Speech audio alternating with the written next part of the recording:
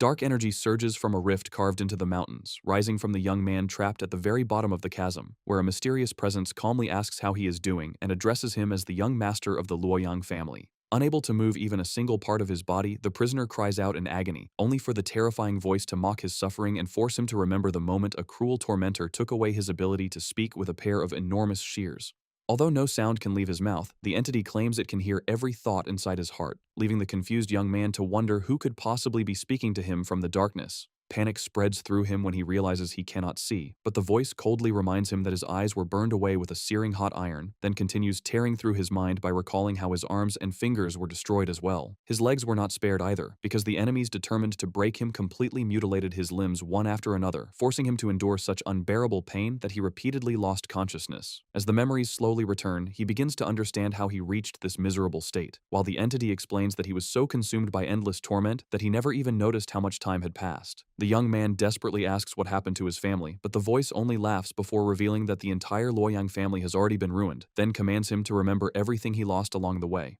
A vision from the past appears before his mind, showing the family mansion swallowed by flames until nothing remains but scorched wreckage, while the voice describes the terrible price of losing the people one loves most. He then sees a man brutally striking someone already lying helpless on the ground and realizes the victim is his older sister, who was beaten to death by her own husband because he wanted to avoid becoming entangled with her fallen family. The tragedy did not end there, because his second sister, once a highly skilled swordswoman, had her power stripped away before cruel criminals ambushed her and brought her life to a tragic end. Overwhelmed by despair, the young man insists that he knew nothing about any of this and argues that his family possessed powerful warriors who should have protected them, but the dark entity questions whether he truly understood anything happening around him. The voice then reveals that after he left home to marry into another family, a bloody conflict erupted among his relatives. The relatives had turned on one another, fighting until they nearly wiped themselves out simply to seize the vacant position of family patriarch. Yet while that bloody struggle unfolded around him, the young man chose to remain inside the library, reading his books instead of involving himself in the family's disputes. The voice mocks him for hiding from reality behind endless pages, but he insists that he was nothing more than an ordinary person, prompting the entity to laugh at the absurdity of someone like him calling himself ordinary. What frustrates the creature most is his constant refusal to acknowledge the terrifying brilliance he has always possessed. A memory from his childhood rises within the darkness, showing him as a small boy beside his mother in the family library, while the voice reminds him that by the age of 4, he was already helping arrange hundreds of complicated medical texts that even trained scholars struggled to understand. By 5, he had begun advising the emperor, accurately predicting a coming drought and saving thousands of peasants from starvation, and with talent like that, even the greatest strategists in history would have appeared like complete beginners beside him. The demonic face leans closer and asks whether he can finally remember who he truly is, forcing the young man to admit that he had never been unaware at all, because deep inside, he had always understood everything happening around him. The entity reveals that he was born beneath the influence of a sinister star destined to spread conflict wherever he went, then laughs that the prophecy has already been fulfilled now that everyone around him has disappeared. Realizing that he was never able to escape this grim fate, the young man gives a bitter smile and decides to let whatever remains unfold according to the will of heaven, still believing that the wicked will eventually face judgment through the law of retribution established by the skies. A dark claw reaches toward him as the creature calls that belief utterly foolish, seizes him by the throat, and asks why the heavens would ever concern themselves with a human as powerless as him. It then forces him to witness an ancient tale about the consequences of human actions, carrying his mind into a distant age when mystical creatures soared above the mountains and people pursued enlightenment while placing their faith in divine justice. Yet even among those believers, cruel men continued committing endless atrocities, living in wealth and luxury before dying peacefully in their beds, while kind-hearted people endured relentless exploitation and met miserable ends. In the end, the monster explains, the righteous and the wicked both became the same dust, and it demands to know how anyone could still believe in justice, divine punishment, or the promise that every person will reap what they have sown. The entity declares that behind humanity's comforting illusion of goodness, nothing genuine exists, because the only force that has ever ruled all creation is the merciless cruelty of nature itself, while fairness, divine judgment, and heavenly justice were never anything more than empty inventions. Hearing this, the exhausted prisoner gives a weary smile before laughing at the very ideas of punishment, destiny, and retribution, wondering whether justice is merely a lie created by people who have already lost every last trace of hope. At that exact moment, the immense dark presence asks whether he desires power, and the young man accepts without hesitation. The creature then asks whether he wants the strength to change the past and save everyone he lost, and with fierce determination burning inside him, he answers that he does. Even when the monster warns that the price may be the eternal torment of his own soul, the prisoner refuses to retreat, declaring that he will accept any sacrifice, seize this opportunity with everything he possesses, and become the one who controls the destinies of all others. Delighted by his transformation, the dark voice promises to grant him enough power to overturn everything and begin his story again. Black energy coils around the prisoner's ruined body as he smiles at the chance placed before him, and the monster commands him to open his eyes and witness the true power now becoming his. The heavy chains that restrained him for so long crack apart and crash to the ground, allowing him to rise and walk as the voice reveals the origin of the scripture before him. Its pages were fashioned from the skin of beings who despised humanity. Its words were written entirely in the lifeblood of one who carried an undying grudge against the heavens, and its binding was stitched together with the sinews of those who hated the earth, meaning their hatred, purpose, and path had now become one with his own. The entity extends the macabre book toward him and commands him to seal the contract if he wishes to receive a new life. The young man places his hand upon the mysterious scripture and accepts the pact, willingly surrendering his soul to the darkness. The instant the agreement is sealed, a colossal eruption of magical energy explodes around him, and the spirit finally reveals the name of the legendary forbidden relic, the Scripture of the Dark Sovereign, a malevolent book created for the sole purpose of replacing the flawed, uncaring, and indifferent justice of the heavens. The voice explains that this forbidden power exists to defy the heavens and consume every trace of evil in the world. While the Scripture of the Dark Sovereign floats before the young man and the entity asks whether he is prepared to judge and punish every wrongdoer. It promises that with his unshakable determination combined with the power of darkness, no goal will remain beyond his reach. The young man accepts his new role without hesitation, but the creature warns that from this moment onward he must spend his entire existence within the deepest darkness. The scene suddenly shifts to a close-up of a brilliant blue eye glowing with overwhelming life and perfect clarity, marking his rebirth as the Dark Sovereign, a ruler who must operate from the shadows and punish all the evil karma gathered throughout the world. A colossal beam of light descends from the heavens and strikes the Wongak Pavilion, the residence of the family's young master, as the wooden gates of the estate swing open to reveal a bright inner courtyard bathed in sunlight. Inside, the young man lies peacefully in a spotless bed, but his eyes suddenly snap open, and he jerks upright in shock, cold sweat forming across his face as he struggles to understand what has happened. He raises a hand to his mouth and releases a relieved breath when he realizes that his voice has been completely restored, only to grow even more confused when he discovers that his sight has returned as well and that not a single mark of torture remains on his body. Surrounded by shelves of books, costly porcelain vases, and elegant furnishings, he immediately recognizes the room as his former bedroom inside the Wongak Pavilion, and as he steps onto the wooden floor, the true meaning of being granted another life begins to settle in. Standing before a full-length mirror, he studies his youthful reflection and confirms that he has truly returned to the past, back to when he was only 17 years old and long before the tragedies that destroyed his family began. At that moment, a servant knocks on the bedroom door and asks whether the young master was the one who coughed, but when he moves closer, he hears the staff whispering outside about the family's fate. The servants continue gossiping, calling him pathetic and claiming that he will probably spend the entire day shut inside reading books, while another dismisses his former reputation as a genius as nothing more than a ridiculous rumor without any real foundation. What surprises him most is that he can hear every word with perfect clarity despite the room's soundproofing, and he soon realizes that his hearing is not the only thing that changed after his mysterious return. Looking down at his hands, he sees a strange, dark power throbbing beneath his skin and understands that his stamina, physical strength, and all 5 senses have risen to an absurd level. He wonders whether this overwhelming transformation truly comes from the legendary Jim Genshin scripture, just as a fierce purple aura begins pouring from his entire body. The young man studies the terrifying image in the mirror and notes that, surrounded by such intense intent and dark energy, he resembles a phantom more than a living person. Knowing he cannot walk around looking like a monster, he deliberately relaxes his expression and forces himself to appear human again, yet the sinister smile spreading across his face reveals that his thoughts have already turned toward his current situation. The young man dismisses the idea of worrying about whether he looks human as complete nonsense, because after everything he endured, he has finally restored the normal, pleasant appearance he once had, and once he confirms that the result is exactly what he wanted, he decides there is no longer any reason to delay the plan he has already set in motion. Barefoot, he crosses the room and pushes open the massive wooden doors, revealing the bright daylight beyond them, then steps into the courtyard and closes his eyes for a moment, allowing the sun's warmth to wash over him as it spreads across the grand mansion. The servants cleaning the courtyard freeze the instant they see him emerge, quickly lowering their heads and greeting him with proper respect while asking whether he slept well, but the young master ignores their questions and continues walking, quietly enjoying the sunlight he had once believed he would never feel again. Behind him, the workers begin whispering among themselves, surprised that their master has awakened so early, while he raises one hand and remembers the merciless cold that had consumed him inside the eternal darkness of his former prison, a memory that fades beneath the gentle heat of the sun until every trace of that icy sensation disappears.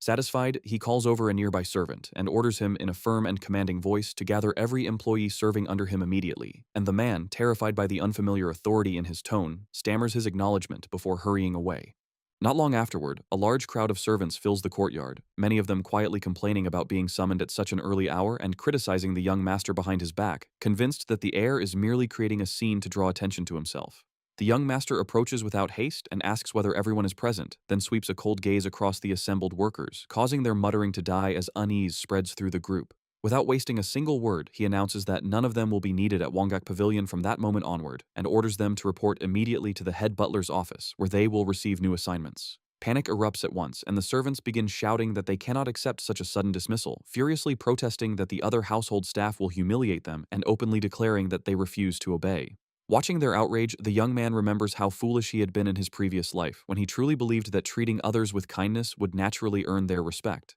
In his previous life, Yeon So-hyun had believed that if he continued treating them with sincerity, his feelings would eventually reach their hearts no matter how long it took. But as a faint smile formed on his face, he finally admitted that he had only been clinging to a convenient lie because it was easier than accepting the truth. The servants stare at him in confusion and growing fear when he begins chuckling softly despite their angry protests. And as his laughter steadily rises until it echoes ominously across the entire courtyard, every voice around him gradually falls silent. Then, without warning, Yeon So-hyun stops laughing and fixes the leader of the servants with a cold, serious gaze before pointing directly at him, causing the man to gulp and stammer in terror at the young master's sudden change in attitude. Yeon So-hyun asks the trembling servant who he is, and when the man nervously answers that the person standing before them is Yeon So-hyun, young master of the Luoyang family, the heir asks whether they have forgotten that fact and begun considering themselves the true owners of the estate since they are bold enough to challenge his authority inside his own residence. The servants' leader begins shaking uncontrollably as he realizes their complaints are being treated as open rebellion, while Yeon So-hyun calmly reminds him that the punishment for defying one's master is normally severe, and that someone guilty of such an offense could lose at least one hand or one foot. The threat instantly destroys what remains of their courage, and every servant throws themselves onto the ground desperately begging for mercy, while their leader, now drenched in cold sweat, cries that he has a wife and children who rely entirely on his wages to survive. The others repeatedly strike their foreheads against the ground and swear that they never intended to oppose his command, but Yeon So-hyun merely raises one finger to his lips with a serene smile, silencing them as he looks over the humiliated crowd and wonders whether controlling these people had truly been this simple all along. A victorious smile appears on his face when he realizes that, with only a few words, he has successfully removed the spies who had been watching his every movement, and as he walks past the servants, he tells them that he will not punish anyone because the true mistake was his own weakness in the past. He then coldly orders every employee to pack their belongings immediately and leave Wangak Pavilion, and the servants' leader, overwhelmed with relief that no one will be maimed, bows until his forehead touches the ground and repeatedly thanks Yeon So-hyun for his mercy. Yeon So-hyun initially tells him to report the mass reassignment to the head butler's office, but after reconsidering, he changes the instruction and orders the chief butler to personally select the next servant who will attend him, and the terrified employee immediately promises to deliver the message exactly as commanded. The servants flee the courtyard in panic, running as though their lives depend on escaping before the young master changes his mind, while Yeon So-hyun calmly returns his attention to the sunlight and raises one hand beneath its warmth, finding the heat strangely intense after years spent in darkness. As the warmth settles across his skin, however, a disturbing realization crosses his mind, because although he can clearly feel the sun shining above him, he cannot actually see it, and when he wonders whether even the sun has abandoned him, the scripture of the Dark Sovereign whispers that his fate is to punish evil while moving through the shadows. Elsewhere in the Luoyang family estate, a guard presents himself before the chief butler with an urgent report, then reveals that the young master has expelled every servant and watchman assigned to Wangak Pavilion. The guards bow before their superior and wait for instructions on how to respond to the heir's actions, while mysterious figures hidden in the shadows react with fury, enraged by the young man's sudden audacity. Inside the chief butler's office, the old man realizes that the day he feared has finally arrived, because he always knew that something extraordinary and drastic would happen once Yeon So-hyun chose to act. What intrigues him most is that after 10 years of complete isolation, the young master has suddenly removed every servant surrounding him, a decision that reminds the butler of the day he first saw the boy wield a sword in the courtyard. Even back then, Yeon So-hyun had displayed astonishing control, executing complex techniques with such speed and precision that the old butler and every guard watching nearby had been left speechless by the perfection of his stance. At that exact moment, the chief butler understood that the boy's presence and technique already belonged to a true swordmaster, and now he knows that the quiet period in which he could safely observe the young heir has officially ended. A young maid named Jong-ah soon approaches his desk, bows respectfully, and greets him with proper courtesy, prompting the chief butler to call her closer because he has secret and important instructions to give her. Jong-ah accepts and calmly walks toward the desk of the superior she respects, while the old man admits that he has always been fond of her, which is why he delayed assigning her the mission that can no longer be avoided. With a grave expression, he warns her that the Luoyang family's line of succession is about to change, and when that struggle begins, Yeon So-hyun will stand at the center of everything. The chief butler asks Jong-ah directly whether she is prepared to make her choice and serve at the young master's residence, and after clenching her fists with firm determination, she accepts the mission and vows to obey every order he gives her. Satisfied, the old man praises her exceptional eyes, explaining that they will be essential in uncovering Yeon So-hyun's true intentions and the secrets he is still hiding. Jong-ah climbs the massive stone staircase leading toward the imposing entrance of the new residence, and when she finally reaches the top, she pauses to study the grand facade of the estate known as the Pavilion of Original Enlightenment. The sheer size of the palace leaves her deeply impressed, and as she remembers the old chief butler's warning about the power surrounding the young master, one of the guards stationed at the entrance notices her presence and asks why she has come. Jong-ah explains that she was sent to serve as the young master's new maid, but when she focuses her unusual golden eyes on the two soldiers, irritation immediately crosses her face because both men appear to be nearly asleep while standing guard. However, after examining them more carefully, she realizes they are not ordinary soldiers at all, but highly trained and extremely experienced warriors whose true strength is concealed beneath their lazy behavior. Maintaining proper formality, Jong-ah introduces herself as the estate's new personal maid, personally appointed by the chief butler, then presents an official document bearing his seal to prove that she has arrived on legitimate family business. The lead guard responds with a long, careless yawn before telling his companion to let her enter without creating unnecessary trouble, and although Jong-ah finds it suspicious that warriors of their level would allow her through so easily, she firmly tells them to open the gate. The two sentries push apart the enormous wooden doors, allowing the new maid to enter the palace grounds, and Jong-ah passes between them without showing any hesitation as she prepares herself for whatever challenges await inside. Beyond the gates, she follows a quiet pathway surrounded by dense forest, where faint beams of sunlight filter through the branches. But before she travels far, the guard behind her gives a sarcastic smile and remarks that he forgot to mention one important detail. Hearing his voice, Jong-ah looks back suspiciously, already sensing that something unusual is about to happen, and at that moment, a thunderous sound echoes through the forest as the path beneath her feet suddenly begins shifting and changing shape. She immediately stops, realizing that the peaceful trail hides a danger she never expected, and after studying the surrounding trees, she discovers that the entire forest has been arranged into a dense and incredibly complex magical defensive formation. Jong-ah activates her rare golden eyes, knowing that without their power she would quickly become lost inside the enchanted labyrinth, but the overwhelming pressure radiating from the barrier still makes her feel as powerless and insignificant as a tiny insect. Watching from a distant location, Yeon So-hyun lets out a quiet exclamation of surprise when he sees her respond to the formation, finding it extremely intriguing that an apparently ordinary girl with no internal energy can clearly perceive the magical barrier surrounding his residence.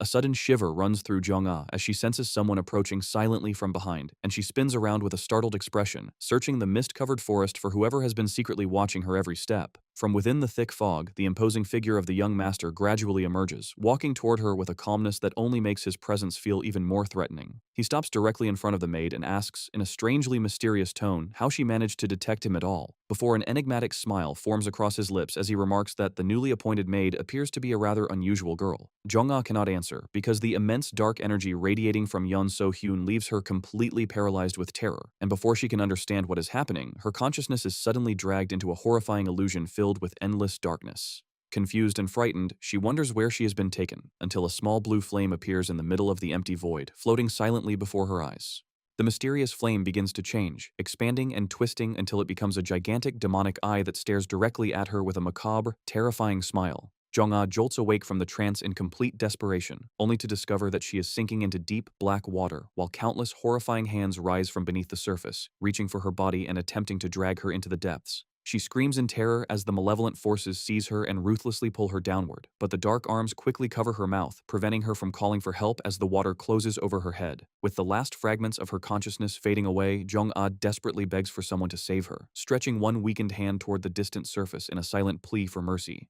At the final possible moment, a strong hand firmly grips her fingers and pulls her free from the nightmare, revealing Yeon So-hyun holding the unconscious maid safely in his arms after rescuing her from the forest's dangerous magical formation. As he studies her closely, the heir silently thinks that the chief butler has certainly sent him an interesting girl. Sometime later, Jong-ah awakens peacefully in a comfortable bed inside a brightly illuminated room, but she immediately sits upright, still dazed and uncertain about where she's been taken. After examining her surroundings, she notices that the room is remarkably simple despite its elegant decorations, and when she climbs out of bed, she accidentally bumps into a carefully arranged stack of books lying on the floor. She picks up one of the open volumes and stares in surprise at its detailed illustrations of medicinal plants and human anatomy. Curiosity takes hold of Jong-ah as she runs her fingers across the page, trying to understand what kind of knowledge has been preserved within the mysterious volume. And when her golden eyes begin to glow, she carefully studies the text before discovering that it contains rare medical knowledge involving human anatomy, breathing methods for martial arts, and several secret techniques related to the body. Turning her attention toward the surrounding shelves, she begins wondering whether every book stored inside that room contains secrets of equal value, only to grow even more shocked when she recognizes several works that should have been locked away within the imperial palace rather than sitting openly inside this residence. While she remains absorbed in the discovery, a faint sound reaches her ears, warning her that someone is approaching, and she immediately directs her enhanced vision toward the entrance as she waits to see who is coming. Jong-ah carefully slides open the wooden door, but instead of finding an intruder, she is welcomed by a gentle breeze carrying countless flower petals through the air, causing her to sigh in admiration as the breathtaking inner garden of the palace spreads out before her. A clear and peaceful river flows beneath elegant stone bridges, surrounded by vibrant plants and blooming flowers, and Jong-ah can hardly believe that although winter still grips the outside world, the courtyard feels as warm and pleasant as spring. Yeon So-hyun soon appears below and asks whether she slept well, calmly inviting her to come down once she is ready, and captivated by both his kindness and handsome appearance, Jong-ah quickly agrees while her face turns bright red. Later, the young master calls her over for a private conversation and asks whether her name is truly Jong-ah, which she respectfully confirms, only for him to remark with playful amusement that she had been surprisingly heavy earlier. Embarrassment immediately floods her face as she remembers losing consciousness in the forest, and when Yeon So-hyun asks whether she recalls collapsing directly into his arms, she hurriedly denies remembering anything, wishing she could disappear from shame. He explains that he discovered her unconscious while taking a walk and warns that if he had arrived even slightly later, she might have been in serious danger. Overwhelmed with gratitude, Jong-ah bows deeply and declares that she will serve him with absolute loyalty, even offering her life in repayment, but Yeon So-hyun abruptly stops her and states that he never agreed to accept such a proposal. His expression turns cold as he questions whether the chief butler's written command is supposed to function as an order directed at him, then throws the official letter onto the wooden floor and commands her to take it back. Terrified by the young master's sudden and intimidating reaction, Jong-ah immediately drops to her knees, desperately begging for forgiveness and asking him to punish her with the highest penalty for her unforgivable insolence. The young master finds her desperate plea unexpectedly amusing, pointing out that he has only just saved her life, yet she is already asking him to end it, and Jong-ah immediately promises that she will do absolutely anything he commands. As Yeon So-hyun studies her glowing golden eyes, recognition suddenly flashes through his mind because he remembers this woman clearly from his previous life and cannot help reflecting on the strange twist of fate that has brought them together once again. Although the two of them were never particularly close in that lifetime, he knows that the woman later feared across the martial world as the golden-eyed witch will become an essential piece in the plans he intends to carry out. Yeon So-hyun abruptly changes the subject and asks whether she knows how to cook, then steps closer with an intimidating presence and clarifies that he wants to know whether she is genuinely skilled in the kitchen. A short while later, flames burn fiercely inside the hearth of the residence's spacious kitchen while Jong-ah stands beside them in deep thought, regretting the trouble she caused by collapsing in the forest. She remains unsettled because she is completely certain that she sensed a strange and terrifying presence among the trees. Yet after releasing a tired sigh, she begins wondering whether everything she experienced was nothing more than a ridiculous nightmare. Jong-ah lightly slaps both cheeks to restore her concentration, then begins chopping the ingredients and preparing a proper feast for the heir, all while thinking about how calm and composed he appears despite everyone dismissing him as weak. Yeon So-hyun suddenly appears behind her and casually asks whether she is making meatballs, causing the startled maid to spin around, while he jokingly remarks that the evening's menu is clearly the most important matter at present. Jong-ah agrees in embarrassment, and when he tells her that he is extremely hungry and asks her not to keep him waiting too long, she immediately promises to hurry before returning to her work with renewed determination to impress her new master. Before long, Jong-ah fills the dining table with an impressive selection of beautifully prepared dishes, earning sincere praise from Yeon So-hyun, who then invites her to sit down and eat beside him. The maid timidly refuses and says she would prefer to have her meal later, but the heir's expression immediately turns stern and authoritative as he orders her to sit. He coldly warns that he dislikes repeating himself, leaving Jong-ah too frightened to resist as she quickly takes a seat at the table. To her complete surprise, Yeon So-hyun lifts a piece of food with his chopsticks and holds it directly toward her mouth, leaving the maid shocked and speechless by this unexpected display of kindness. When he insists that she taste it, Jong-ah hesitates awkwardly, deeply uncomfortable with the idea of eating before her own master. With a firm yet composed gaze, Yeon So-hyun repeats his order and tells Jong-ah to simply eat what he is offering, leaving the embarrassed maid with no choice but to accept the food with flushed cheeks before slowly chewing the delicious bite. When the heir asks whether it tastes good, she timidly confirms that it does, and the tension between them immediately begins to soften into a far more pleasant atmosphere. Satisfied by her positive reaction, Yeon So-hyun finally starts eating the feast himself and praises the meal, remarking that every seasoning has been balanced perfectly and that Jong-ah is clearly an excellent cook.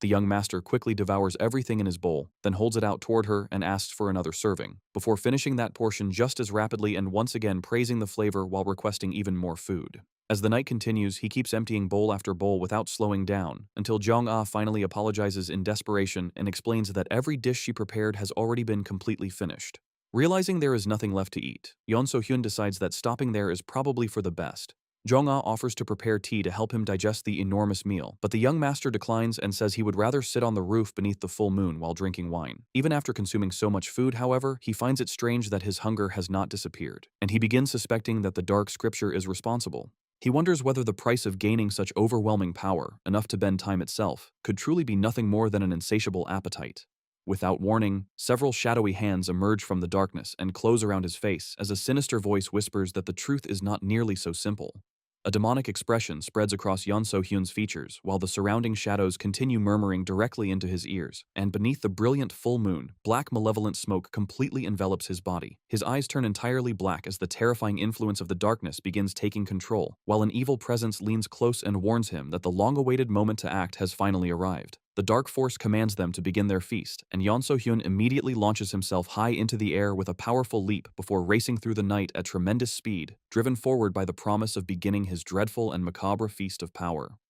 The scene shifts to a crowded and noisy tavern in the central district of Luoyang, where the owner hurriedly informs an important customer that every table is occupied, only for the man to insist that he can clearly see an empty seat inside. The employee desperately tries to block his path, but the stubborn customer ignores every warning and continues forward until he enters the tavern in irritation, then suddenly freezes when his gaze lands on the supposedly vacant table. His annoyance vanishes instantly and is replaced by pure panic as he witnesses sharp teeth tearing through raw flesh, blood-stained hands ripping apart the meat, and Yeon So-hyun devouring it directly with his fingers. Wearing a completely deranged and terrifying expression, the young heir repeatedly mutters that it is still not enough to satisfy his endless hunger for power, while the horrified customer watches the grotesque display with cold sweat pouring down his face. His legs begin trembling uncontrollably, and he stammers that the young man resembles a ravenous phantom that has escaped from the underworld before fleeing the tavern in desperation and screaming that a monstrous demon has appeared inside. Yeon So-hyun ignores the commotion and continues consuming the raw meat with savage intensity, completely consumed by the darkness, until he suddenly rises from the table and startles every customer in the room.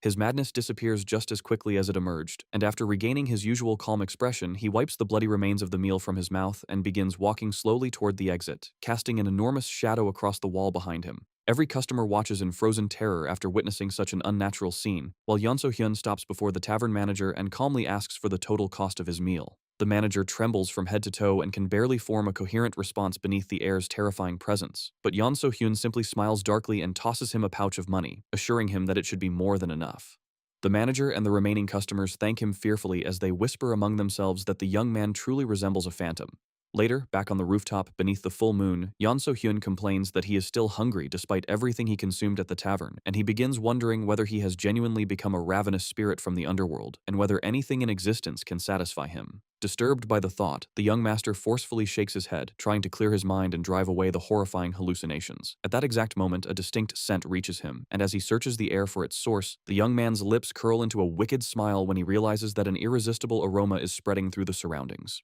His excitement rises instantly because he believes he has finally discovered the perfect feast capable of satisfying the dark hunger tormenting him. Not far away, the quiet night of Luoyang is shattered by the brutal sounds of a beating and a man's agonized cries echoing from a narrow alley. A merchant is violently thrown against the wooden ground by several ruthless tax collectors belonging to the Black Bone faction who mock their bloodied victim and ask whether he truly believed he could steal from their boss. Crawling weakly across the ground, the injured merchant curses their outrageous interest charges, but one of the collectors immediately stomps on his wounded hand and orders him to remain silent as his screams ring through the alley. Their leader finally commands the others to stop and points toward the merchant's identification plaque lying nearby, then bends down to retrieve the wooden token, fully aware that possessing it gives him complete control over the man's life. Laughing with cruel satisfaction, he declares that he can now sell the merchant's shop, wife, and children to settle the debt. Horrified, the merchant begs them to take him instead, offering to endure any punishment as long as they spare his beloved family, but the collectors continue kicking him while coldly explaining that his aging body would be worthless in the slave market. Their leader begins describing the terrible fate he intends for the children, only to stop when a strange whistle suddenly drifts through the alley. The criminals turn around furiously and demand that the insolent fool mocking them reveal himself, while one thug clutches his head as the sharp, piercing whistle causes unbearable pain. Realizing the sound is disturbing their minds, the leader orders everyone to remain silent so he can locate its source, then understands that only an extraordinary master could shake another person's soul through the force of a whistle alone.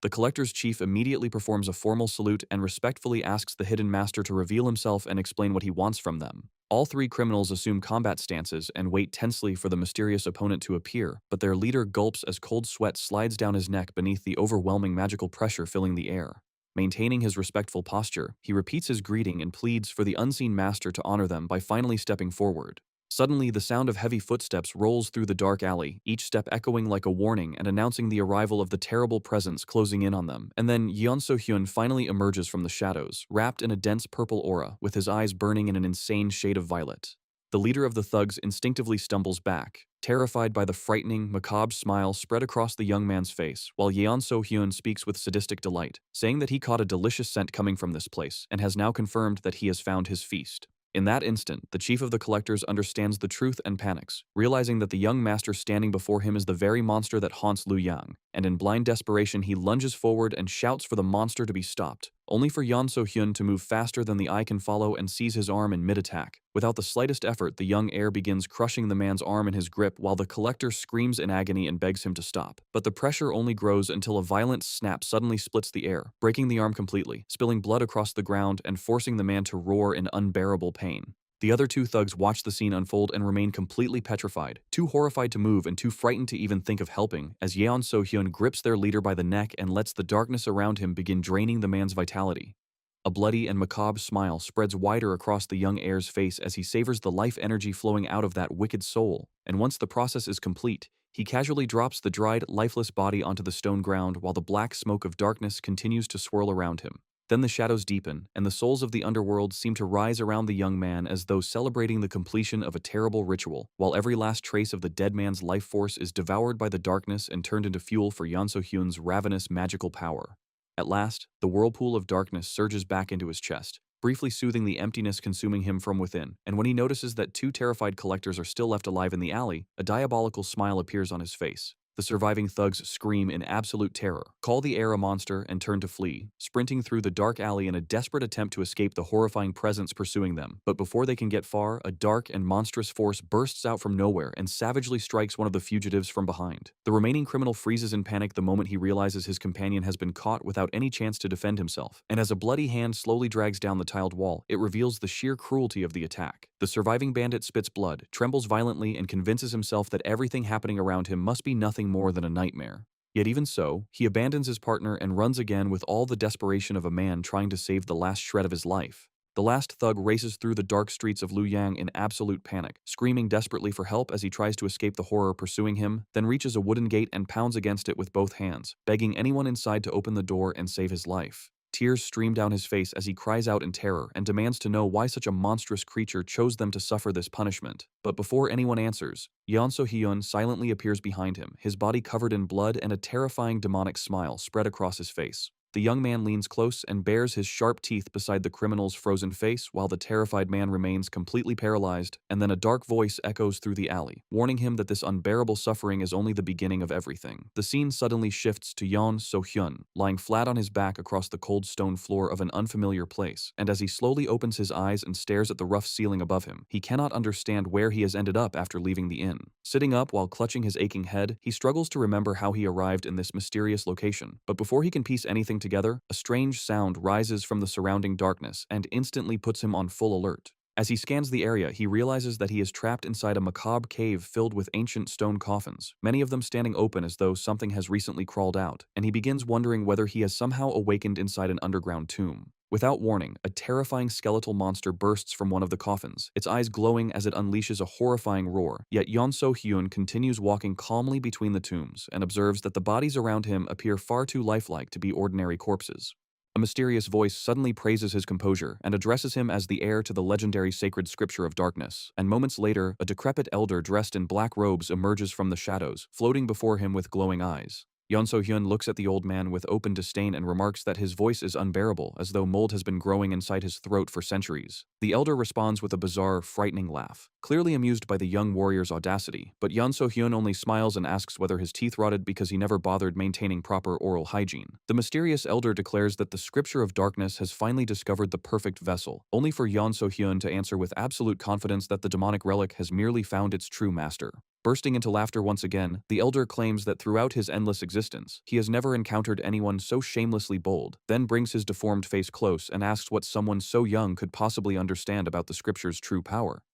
Yeon So-hyun calmly explains that the scripture is a demonic artifact capable of twisting time and sending its wielder into the past, then reveals that it was created from the blood and skin of 3 immortal beings who defied the laws governing the world. After proving his knowledge, the young man offers a respectful bow and humbly asks the elder to teach him more about the legendary artifact. The old man is visibly surprised and admits that the scripture's previous wielders showed nothing but arrogance or insanity, explaining that some were consumed by their hunger for absolute power while others completely lost their minds. Yeon So-hyun finds the elder's sudden change in attitude strange, especially after the ancient being begins addressing him with unexpected respect and politeness. But the senior soon admits that even he does not fully understand the mysteries hidden within the scripture of the Dark Sovereign. He explains that the artifact was supposedly created to contain absolute darkness, though its true origin remains completely unknown, then causes his reddish eye to glow as he reveals that he knows so much because he was once an immortal being himself. However, his expression turns sorrowful as he corrects those words, admitting that he no longer possesses immortality and that his decaying body is slowly breaking apart, leaving him trapped in a miserable and weakened state. Yeon So-hyun listens in absolute silence while the elder explains that he spent entire eras studying the forbidden artifact, yet every answer he uncovered only revealed even greater mysteries, and despite the unbearable difficulty and extreme danger surrounding his research, he could never force himself to stop. The young man is genuinely surprised that even an immortal could study the relic for countless ages and still fail to understand everything, while the senior explains that many powerful beings once attempted to dominate its absurd power, only for every one of them to be consumed in the end. Smiling faintly, the elder points directly at Yeon So-hyun and declares that he sees within him a genuine spark of hope, then casually mentions that he has already begun the necessary ritual. Confused by the statement, Yeon So-hyun asks what ritual he is talking about, but the elder's face twists into an extremely macabre expression as he asks whether the young man truly does not remember devouring his victims. Yeon So-hyun's eyes widen in shock as the meaning behind those words finally becomes clear, and memories return of his body transformed into a dark, blood-covered figure while he slaughtered people beneath the cover of night. With growing horror, he realizes that the dark energy seized control of him and transformed him into a truly ravenous demon. The ancient creature explains that the more wicked men Yeon So-hyun consumes, the more of the dark scripture's sealed power he will awaken, and the young man immediately notices that the physical hunger tormenting him has completely vanished after absorbing the criminal's life energy. The elder reveals that consuming wicked souls is both the first and final price demanded by the Forbidden Book, explaining that the relic exists to swallow the corruption of the world in place of the heavens, which have grown weak and lazy. However, he warns Yeon So-hyun not to interpret the command literally because the spirits dwelling within the scripture will be the ones responsible for consuming the evil. Several ghostly and terrifying hands burst from the darkness, covering the wrongdoer's eyes and sealing his mouth as they drag him into the abyss. But before the silence can settle, the entire cave begins trembling violently, while massive rocks rain down from every direction. Wearing a serene smile despite the destruction, the old master calmly warns that their time within this spiritual plane is almost over, then bids his new heir farewell, assures him that they will meet again, and wishes him a successful hunt. In the next instant, the entire cave illusion collapses beneath a deafening storm of falling stone and impenetrable darkness. Bright daylight pours over the beautiful and imposing pavilion where the young master's room is located, and Jong-ah approaches his door before politely informing him that his snacks and morning tea have already been prepared. Without opening the door, the young man calmly tells her to leave everything on the table, and the maid respectfully agrees, but when she enters, she finds dozens of martial arts books and valuable scrolls scattered carelessly across the floor. Jong-ah immediately recognizes how precious those works are, knowing that any ordinary person who dared to read them without permission would be eliminated, yet her master treats them with complete disregard for proper etiquette. His eccentric habits do not end there, because he insists on cooking beside her, personally picks vegetables from the garden, and eats every meal at the same table as the servants, behaving more like one of the staff than the highest-ranking resident of the pavilion. As Jong-ah watches him cook with practiced ease, she cannot understand how a young man born into such an elevated position could be so familiar with ordinary household work.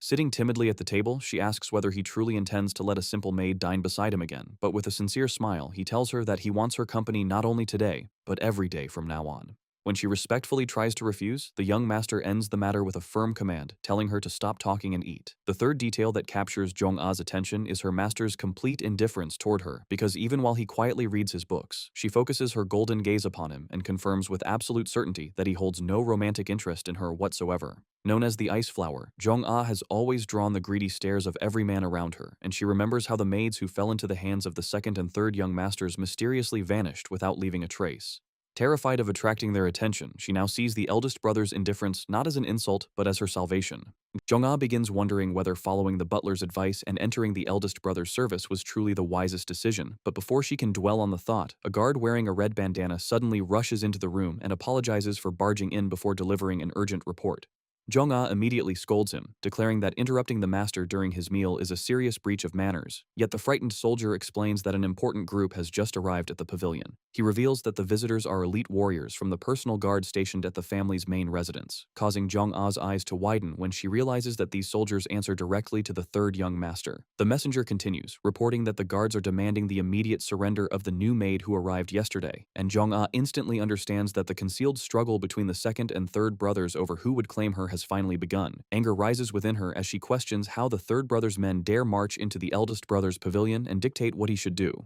But the guard sighs and explains that, because they claim to be carrying out direct orders, he lacked the authority to reject their demand. Yeon So-hyun suddenly slams his hand against the table, drawing every eye toward him, then calmly orders Jong-ah to go outside and speak with them. She turns toward him in disbelief, unable to accept that her master might simply hand her over to his enemies, but without lifting his gaze from the book in his hands, the heir remarks that everyone is making too much noise and tells her to deal with the matter already. Furious at the third young master's arrogance in attempting to seize her while openly violating the household rules, Jong-ah bows and accepts the command, yet before she can leave, Yeon So-hyun orders both her and the guard to stop. The scar-faced soldier points at himself and asks whether the young master is speaking to him, but Yeon So-hyun rises with an icy expression and demands to know who gave him permission to enter the room without being summoned. The warrior tries to defend himself, explaining that the messenger assigned to the gate had always stood watch there but had been missing since yesterday. Yeon So-hyun responds with cold irony, asking whether one absent guard suddenly gives anyone the right to invade his private room whenever they please. Realizing how furious his master has become, the terrified soldier drops to his knees, begs for forgiveness, and swears that he will never make the same mistake again.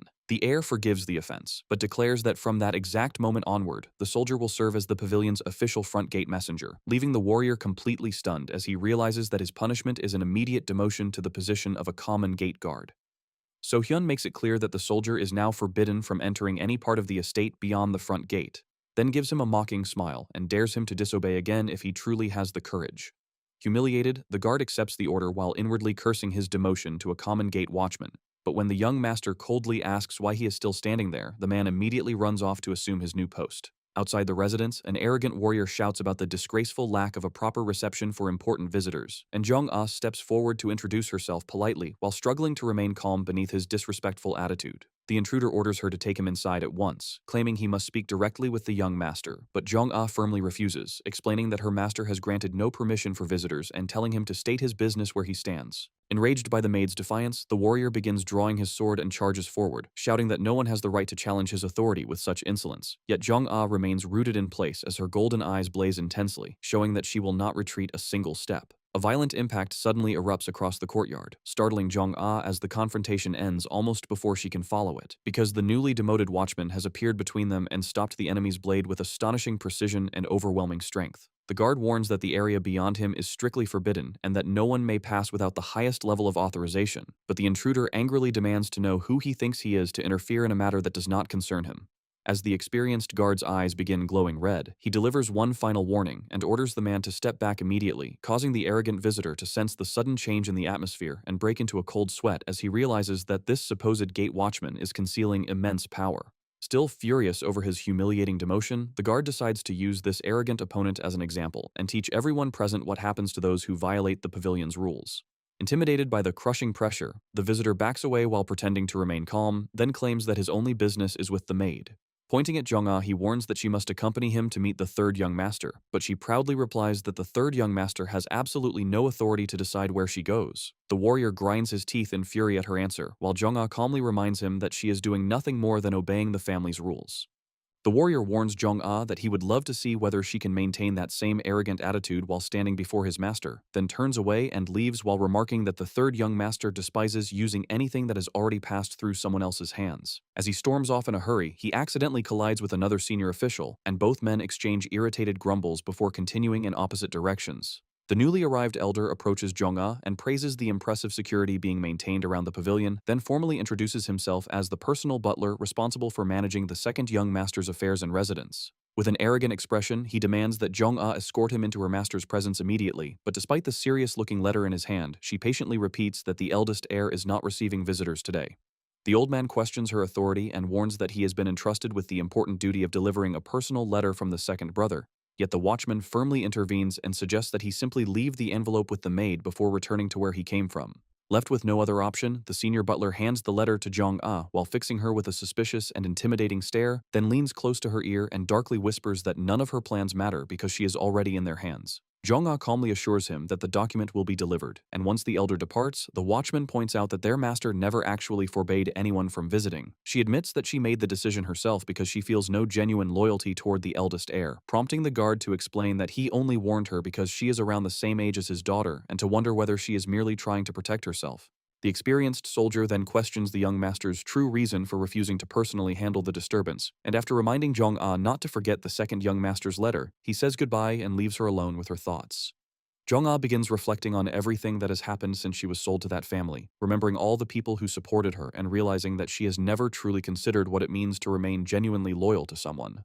Until now, every relationship in her life has been nothing more than an exchange of favors, and she finally recognizes that she has been treating the eldest heir with that same cold calculation. Sometime later, Jong-ah enters Yeon So-hyun's quarters and presents him with the mysterious letter sent by his second brother, but without showing the slightest reaction, the young heir takes the envelope and casually throws it straight into the burning hearth. Jong-ah watches in complete horror as the second young master's personal message is consumed by the flames and reduced to ashes. Jong-ah desperately warns him about the person who wrote the message, but Yeon So-hyun answers with complete indifference that he already knows everything, leaving the maid to stammer that the letter's contents may have been intended to decide the course of her entire life. Still unsettled, she asks whether he is certain that burning the letter without reading it will not cause trouble, yet Yeon So-hyun dismisses her concern with disdain, explaining that if the matter were truly important, his brother would have come to speak with him personally, instead of sending a piece of paper through a servant. Then, catching her completely off guard, the heir asks why she did not open the letter herself if she was so desperate to know what it contained, calmly repeating that if she truly feared for her own fate, she could have read it before bringing it to him. Jong-ah's golden eyes widen in horror as she insists that a humble maid would never dare commit such an outrageous act, but Yeon So-hyun simply gives her a gentle look, tells her to forget the matter, and invites her to share some tea with him. As the steaming tea is carefully poured into a cup, Jong-ah hesitantly asks whether she is permitted to drink beside him, and after receiving his approval, she accepts with proper courtesy and begins taking small sips beneath her master's watchful gaze. Sitting across from her, Yeon So-hyun praises the tea's wonderful aroma, while Jong-ah holds her cup in silence and struggles to understand the hidden meaning behind his calm, unreadable words. A memory from the recent past suddenly flashes through her mind, and the truth becomes horrifyingly clear. She remembers that the heir always made her taste every dish before he ate anything himself, and her face turns deathly pale as she realizes she has been serving as his poison tester all along. The reason they had cooked and eaten together was not trust or kindness, but suspicion, because Yeon So-hyun had never believed she was merely an innocent maid. The realization fills Jong-ah with sadness as she understands that, in his eyes, she was always another possible spy sent to observe him. She abruptly rises from the table and confesses that she entered the residence as an intruder acting under someone else's orders. Without lifting his eyes from the document he is reading, Yeon So-hyun calmly agrees with her admission, while Jong-ah apologizes for reporting so late and confesses that she invented the excuse that he would not receive any visitors that day. Tears stream down Jong-ah's face as she condemns herself for arrogantly pretending to understand everything while remaining blind to the matters that truly carried meaning, confessing that she had spent her entire life thinking only about survival without ever learning what it genuinely meant to serve another person. Overwhelmed by regret, she drops to her knees on the wooden floor and desperately begs the eldest heir to hear her confession and grant her complete forgiveness. Bowing until her forehead nearly touches the ground, Jong-ah asks whether he will accept her sincere devotion and unwavering loyalty from that moment onward, while Yeon So-hyun watches her through his calm, unfathomable gaze, revealing nothing about the decision forming in his mind. At last, he asks whether she is truly prepared to swear absolute loyalty even if it leads her into the greatest dangers in the world, and Jong-ah raises her glowing golden eyes with complete determination, declaring without hesitation that she is ready to make that oath. The young man asks whether she knows anything about his father, and Jong-ah answers that she has only heard people say the patriarch is gravely ill. Yeon So-hyun then reveals that his father is not sick at all, but has remained in a coma for years after being deliberately poisoned. Because of that betrayal, the heir explains that he has always been forced to watch every meal placed before him and has already survived numerous assassination attempts. The maid is shaken by the horrifying truth and admits that she cannot imagine the depth of such cruelty. Yeon So-hyun warns her that this revelation is only the beginning of his family's darkness, then asks whether she still intends to serve him. Moved by everything she has heard, Jong-ah bows once more and pleads for permission to remain as his faithful and devoted maid. Satisfied with her answer, the heir places the remaining fragment of the burned letter before her and instructs her to read the final lines that survived the flames. The message ordered Yeon So-hyun to treat her like a beast of burden if she confessed, and to dispose of her if she attempted to bargain. Jong-ah trembles as she reaches the final instruction, which coldly recommends that she be assassinated and erased without leaving a single trace. Bitter tears pour from her eyes as she mourns the betrayal of the chief butler, a man she had trusted and loved like a father. Taking another sip of tea, Yeon So-hyun asks whether she finally understands why he showed her the letter. After wiping away her tears, Jong-ah answers that she has understood the lesson, explaining that he revealed the true meaning of loyalty within a world ruled by conspiracies and lies. The young man smiles before declaring that such extreme loyalty is nothing more than madness created by weak minds. Yet he still asks whether she remains willing to entrust her life to him if he accepts her service. A faint blush rises across Jong-ah's cheeks as she replies that the final decision belongs to him, but her own destiny is already clear because from that moment onward, she wishes only to serve him faithfully. Yeon So-hyun responds with a warm smile, revealing his satisfaction with the honesty behind her answer. Night settles over the towering pavilion, wrapping the estate in silence and mystery, while Jong-ah remains seated across from her master and begins revealing the sorrowful history of her family, a story that started within the Merchant Guild. Her memories return to a happier time when she lived peacefully beside her beloved father and older sister, and an image of her younger self smiling brightly appears just before tragedy and financial ruin descended upon them and destroyed everything. When the Merchant Guild began facing serious financial trouble, Jong-ah's family turned to a dangerous underground lender for help, unknowingly accepting a loan that would destroy their lives forever.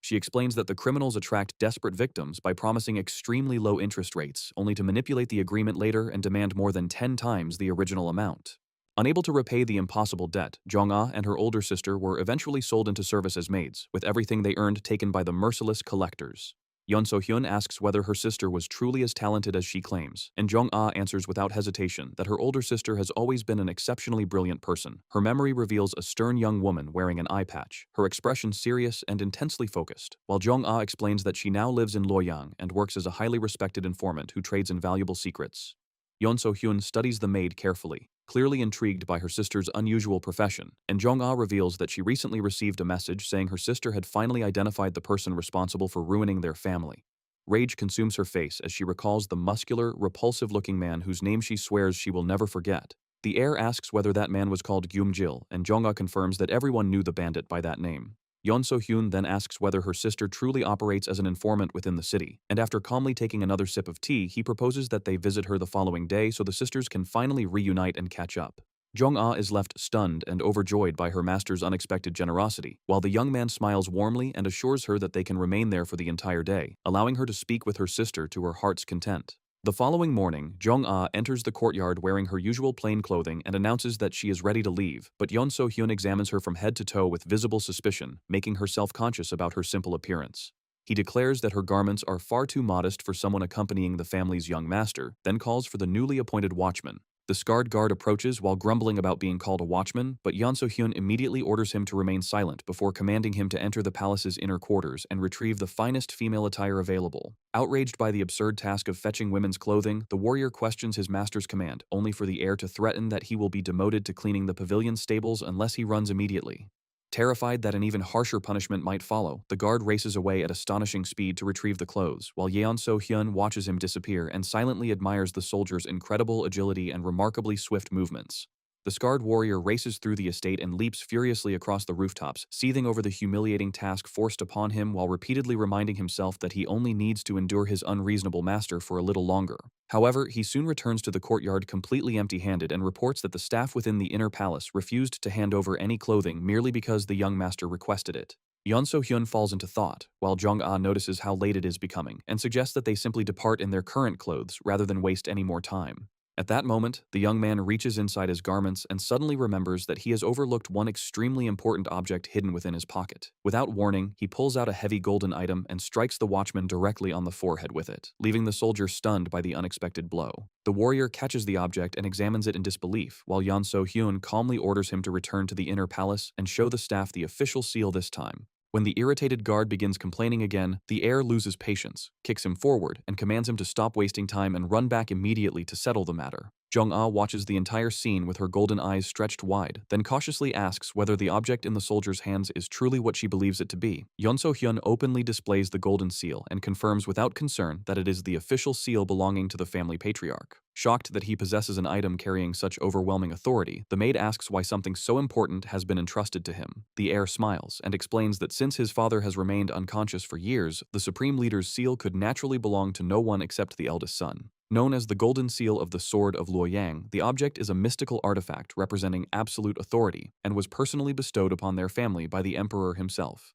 Despite its sacred status, Yeon So-hyun casually admits that he has used the seal since childhood for trivial matters such as purchasing brushes, books, and other ordinary items. Jong-ah is rendered completely speechless, unable to believe that her master would use an artifact carrying imperial authority for such insignificant errands. Before she can recover from the revelation, a beautiful housekeeper named Woo Hwan enters the courtyard accompanied by several maids, each carrying large boxes filled with costly fabrics and finely made garments. Yeon So-hyun smiles triumphantly and remarks that everything would have been much easier had they simply cooperated from the beginning. Woo Hwan silently trembles with suppressed anger, yet she maintains a perfectly respectful posture, requests permission to withdraw, and leaves without daring to argue further. An enormous collection of chests, luxurious fabrics, and valuable goods remains piled throughout the courtyard, all prepared exclusively for Jong-ah, the eldest heir's newly accepted maid. She studies the precious silks with visible unease and protests that clothing of such extravagant quality is completely unsuitable for someone holding her humble position. Yeon So-hyun assures her that she will have many occasions to wear such garments from now on because she is officially under his protection and care. Deeply touched by the generosity and genuine consideration behind his words, Jong-ah clenches her hands tightly, lowers her head, and offers her heartfelt thanks before accepting the gifts with profound gratitude. Luoyang had prospered until it became the largest economic and commercial center in the empire, and as its crowded streets overflowed with merchants, travelers, and residents, gossip spread through the market when a distinguished group passed by and drew every eye in their direction. Several men openly praised Jong-ah's striking beauty, but one quickly warned his companion to control his stare, pointing out that the stern warrior escorting her belonged to the powerful and feared Luoyang sword family. Walking through the crowd with a serious expression, the soldier quietly complained about being reduced to a personal bodyguard in the middle of a noisy marketplace, only for the young heir to announce that he had a private matter to handle and would reunite with them later. The guard immediately despaired, asking whether the young master truly intended to abandon his protector in the street, but the heir calmly confirmed his decision and ordered him to focus entirely on keeping Jong-ah safe during the journey. Before the warrior could protest again, the young man vanished in the blink of an eye, leaving even the experienced soldier staring in confusion. Irritated by the sudden disappearance, the guard told Jong-ah that he would have to leave her alone briefly while he chased after his master, but the maid smiled and assured him that she could protect herself, urging him instead to protect the heir she admired so deeply. The soldier leaped toward the rooftops in frustration and raced across the city at tremendous speed, clearing high residential walls and climbing onto a roof in hopes of spotting the young man below. After scanning the surrounding district, however, he realized with mounting disbelief that the heir had vanished without leaving even the faintest trace, and as cold sweat formed across his face, the stunned warrior could only question who the young master truly was. The long-haired protagonist arrives before an old wooden door, and as it slowly creaks open, a beam of light cuts through the darkness and illuminates the dusty interior beyond. He takes his first step into the mysterious place while a voice announces that he has finally arrived, and a battered elderly man, whose face is covered in scars, humbly welcomes him and invites him inside. The moment the old man enters the courtyard, however, he lets out a cry of terror upon seeing his home completely devastated, then erupts in fury when he realizes that the vicious thugs of the Black Bone sect were responsible. Desperate to know whether his family survived, he rushes through the ruined courtyard searching for his wife and children, only for them to run toward him in relief when they see that the head of their family has returned safely. He embraces them tightly and breaks down in tears, overwhelmed that they are still alive despite the destruction left by the invasion, while the protagonist silently watches the family cling to one another and cry in the courtyard. The artisan's wife soon notices the mysterious long-haired young man standing beside her husband and stares at him with surprise and suspicion, and believing he must be a debt collector, the old man suddenly drops to his knees, begs for mercy, and swears that he will repay his terrible debt. His wife and children kneel beside him in tears, desperately pleading with the stranger to spare the father's life, forcing the elderly artisan to calm them and explain that the silent young man is not an enemy, but the person who saved him from certain death. Relieved to learn the truth, the artisan's wife wipes away her tears, bows deeply, and offers her heartfelt gratitude for the protagonist's kindness in rescuing her husband, after which the entire family lowers their heads respectfully before him while he continues observing them without saying a word. Smiling with gratitude, the old man invites his savior into their humble residence for a cup of hot tea, and the protagonist politely accepts, saying he will enjoy their hospitality for a short while. As the artisan serves the tea, he nervously worries that such a low-quality drink might offend his savior's refined palate, but after taking a sip, the young man politely praises its excellent aroma. Rising from the table, he refuses any reward and instead asks about the criminals who destroyed the workshop, prompting the artisan to reveal that they serve the dangerous Blackbone sect, led by the cruel Jumju. He explains that the organization controls the region's gambling houses and operates as a merciless loan shark. The young man questions why the artisan chose to gamble when it was clearly a trap created by the group, then recalls that he personally helped establish the law limiting interest rates and learns that the sect forces its victims into gambling schemes to bypass those restrictions. After taking another sip of tea, the young master asks whether the artisan knows anything else about the faction's leaders, but the worker sighs and admits that ordinary people like him have no access to secrets of such importance. Closing his eyes in thought, the protagonist calmly says that he fully understands their terrible circumstances, thanks the family for their warm hospitality, and announces that it is time for him to leave and continue his journey. The elder desperately asks for his savior's name, but the young man simply tells them not to concern themselves with his identity. Refusing to let him depart empty-handed, the family insists that they could never allow the man who saved their lives to leave without accepting some form of repayment.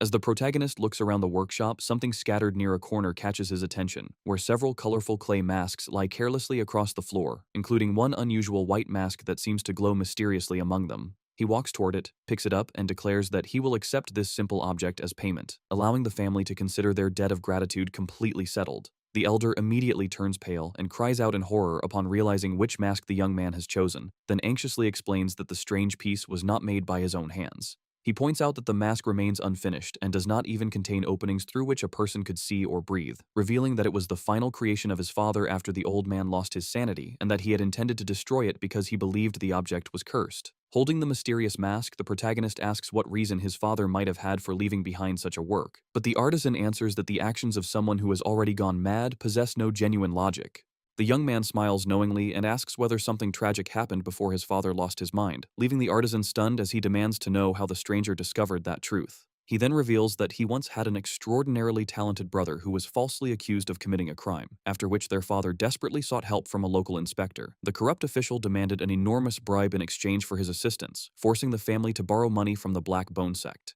Despite paying the full amount demanded by the corrupt official, the only thing the family received in return was the brother's frozen corpse, and as they wept over his body, they discovered with horror that the inspector himself had carried out the young man's execution. Burning with indignation, the artisan explains that the tragedy began with a macabre wager between officials competing to determine who possessed the finest item, and when he reveals that one noble entered one of his father's works, the protagonist asks what happened next. The defeated noble became furious and, seeking revenge against the old craftsman, framed the son who was meant to inherit the workshop. Their father protested every day until the inspector fabricated slander charges and ordered his guards to beat him so brutally that the master artisan would never create another work, completely destroying both of his hands. The younger son was then forced to carry his injured and mutilated father home beneath the crushing weight of that injustice, after which the old master locked himself inside the workshop, surrendered to his suffering, and was not seen again until his son discovered his body after death.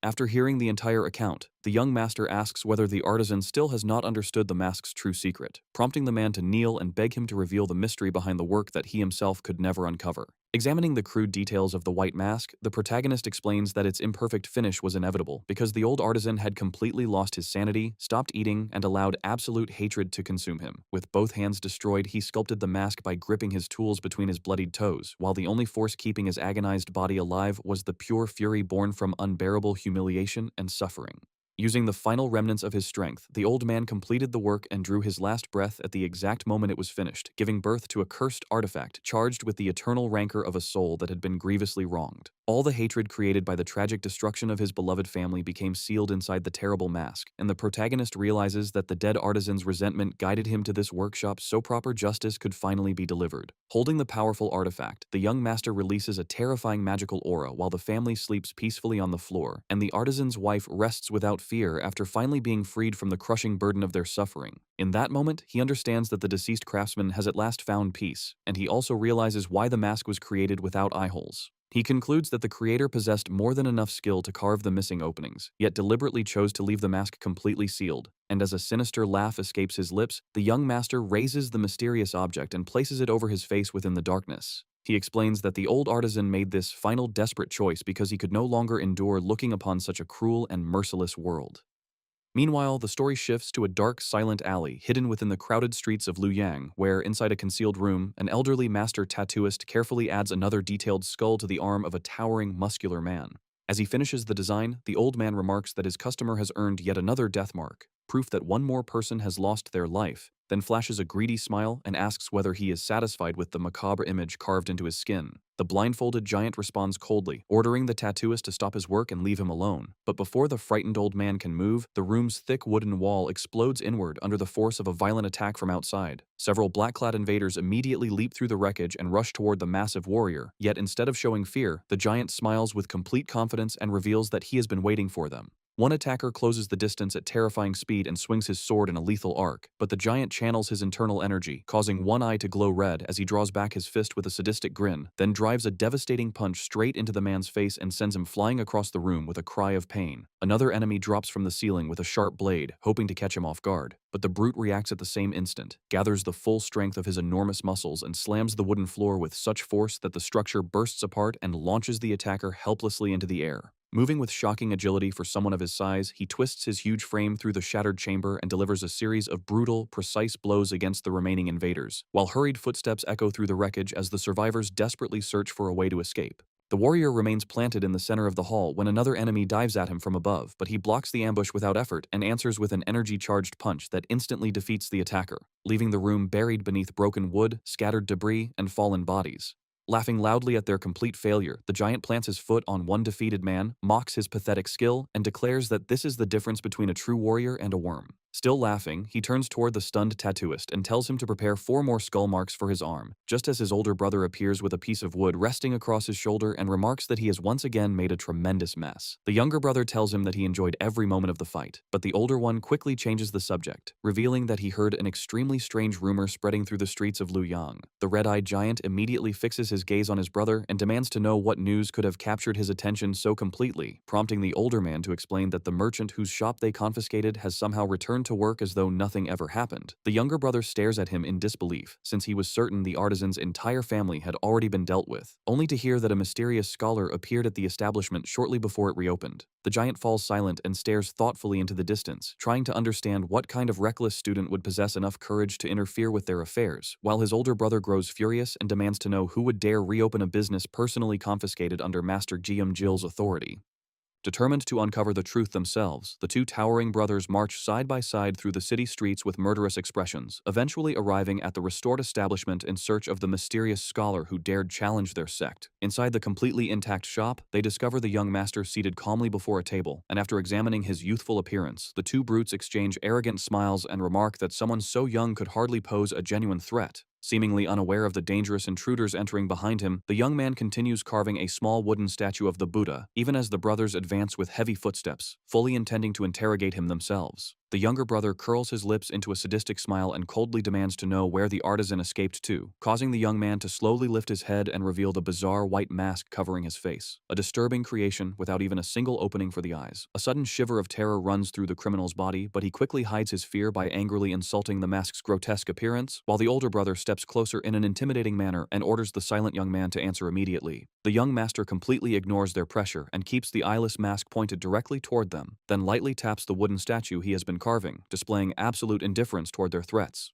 In a dark and unsettling voice, he asks whether either of them knows the true face of the Buddhist deity, leaving the confused criminals to mockingly demand an explanation for his meaningless question. The young master calmly concludes that attempting to discuss enlightenment with men as wicked as them is an enormous waste of effort, then rises without the slightest fear and holds the small wooden sculpture behind his back. Enraged by his continued silence and refusal to cooperate, the brothers decide that the easiest way to obtain their answers is to beat him until he finally speaks. The older giant steps forward with complete confidence and declares that the thin young man is not even worth the effort of a single punch. But while he advances, the younger brother stares at the shelves in confusion after realizing that every mask his men smashed to pieces has somehow vanished. He clearly remembers that they looted everything valuable and left the workshop in total ruin the day before, so the sight of the room now standing whole and flawless unsettles him, and he begins to suspect that some kind of dark sorcery has been used in the place. Determined to uncover the truth, the brute pushes open the back door and searches for the young master, only for a wicked burst of laughter to suddenly echo through the workshop as thick purple smoke starts pouring out from the darkness beyond. From within that black mist, several horrifying skeletal hands rise from the ground and clamp around the startled warrior's legs, making the older brother cry out in terror as he senses the dreadful magical force flooding the entire building. In the next instant, a colossal hand made of pure darkness lunges toward his throat, and the monstrous claw closes around his neck with crushing force while he screams in desperation. He struggles wildly to resist, but the pressure cuts off his breath and leaves him groaning in agony inside the choking smoke. And then, in the blink of an eye, the other brother is hurled with tremendous violence into the corridor wall. Horrified by what he sees, the younger one rushes toward his older brother in a frantic attempt to save him from that malevolent power, roaring in fury at first, only for panic to flood his face when he realizes that the dark presence is far beyond anything he can fight. Several black arms burst from the shadows and seize his legs before he can take another step, then drag him mercilessly to the floor as he lets out a cry of pure pain and terror. He claws at the wooden floor and digs his nails into the ground in a desperate effort to hold on, but the hidden force keeps pulling him deeper with unstoppable strength until he is reduced to screaming for help while the darkness swallows him whole. One final, terrible cry of agony echoes through the silent workshop, marking the brutal end of the two wicked brothers, and within the purple mist, demonic faces emerge and grin at the downfall of the criminals consumed by the darkness. Grim laughter continues to ring through the room in celebration of that merciless justice, then the vision settles on one of the masks glowing with a sinister green light as the ghostly laughter finally dies away. After that, the scene shifts to the protagonist, who now sits in silence at the heart of a forest while a quiet breeze stirs the leaves around him. The young master continues carving the wood in thoughtful silence, admitting that he still has not fully understood the mysteries of life, because simply reproducing the deity's shape is not enough when he still does not know what its true face was meant to look like. Seated upon a rock beneath the soft sunlight, he carefully completes the beautiful and intricate sculpture, then gives the finished statue a gentle tap, revealing that the deity's face has been left completely smooth and without features. He places the sculpture upon the master artisan's grave and quietly wishes for the entire family to finally rest in peace, before raising his determined gaze and swearing that he will destroy the sect responsible for their suffering. With a cold and serious expression, he declares that their attempts to humiliate him will no longer have any effect, and that soon, mockery will be the only form of resistance his enemies have left.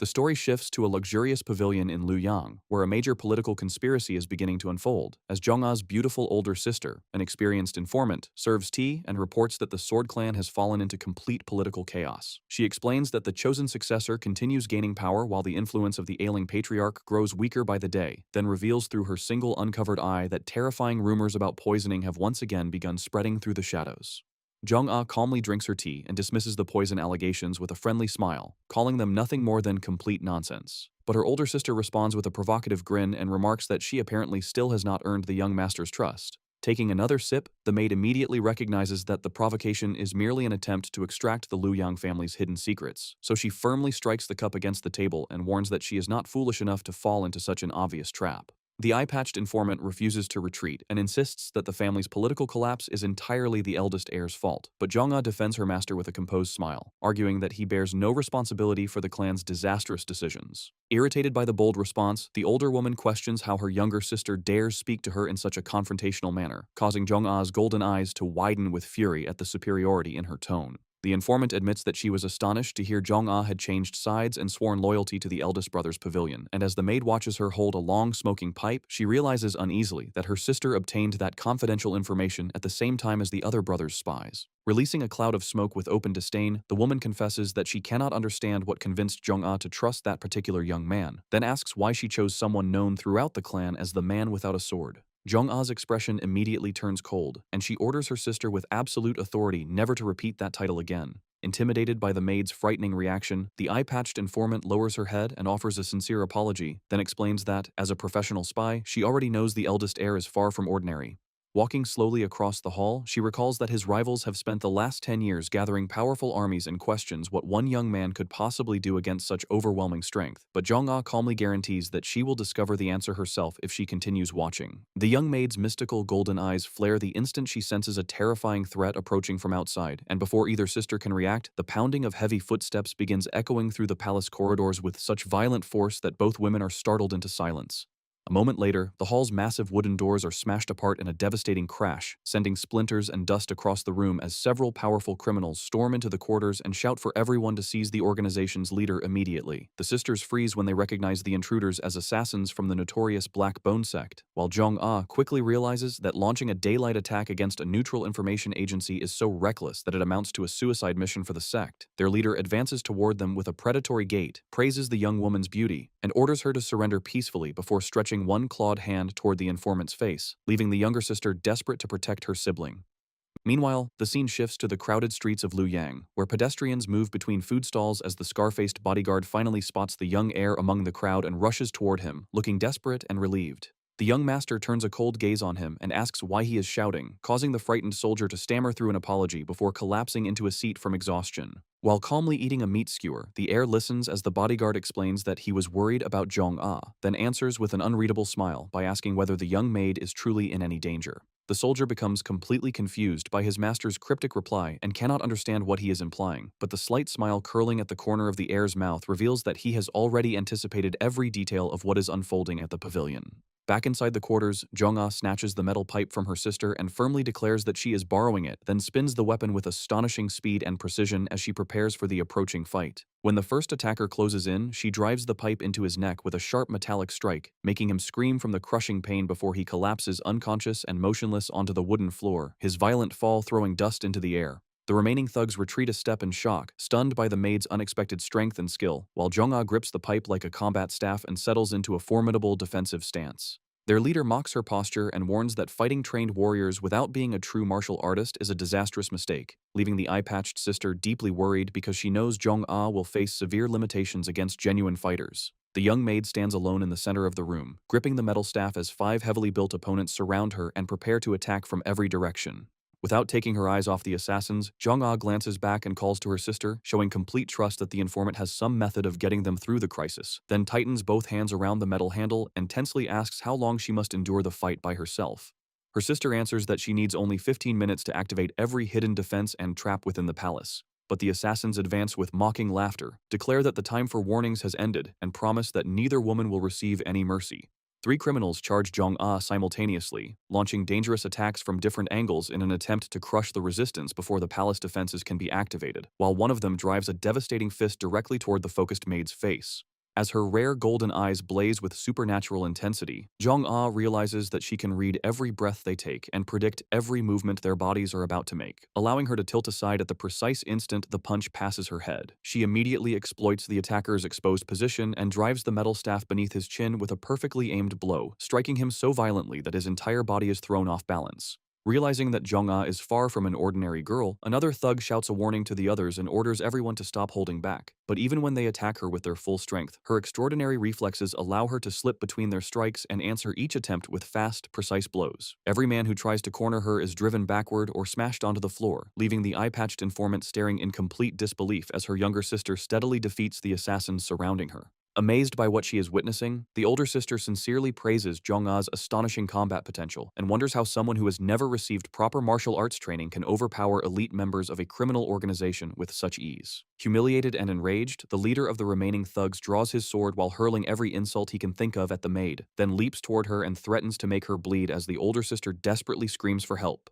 Wearing a deranged smile, the assassin swings his blade in a lethal arc, but Jong-ah maintains her flawless stance until the final instant, when she uses her incredible agility to evade the cut and slam the metal staff across his face, forcing him to spit blood from the impact. She follows with a rapid sequence of attacks against the final enemies attempting to strike her, intercepting each assault before they can overwhelm her, until the last criminal receives a decisive metal blow to the head that ends the battle in the hall once and for all. The brute crashes onto the floor completely defeated, while the victorious but exhausted maid remains standing among the fallen assassins and struggles to regain her breath.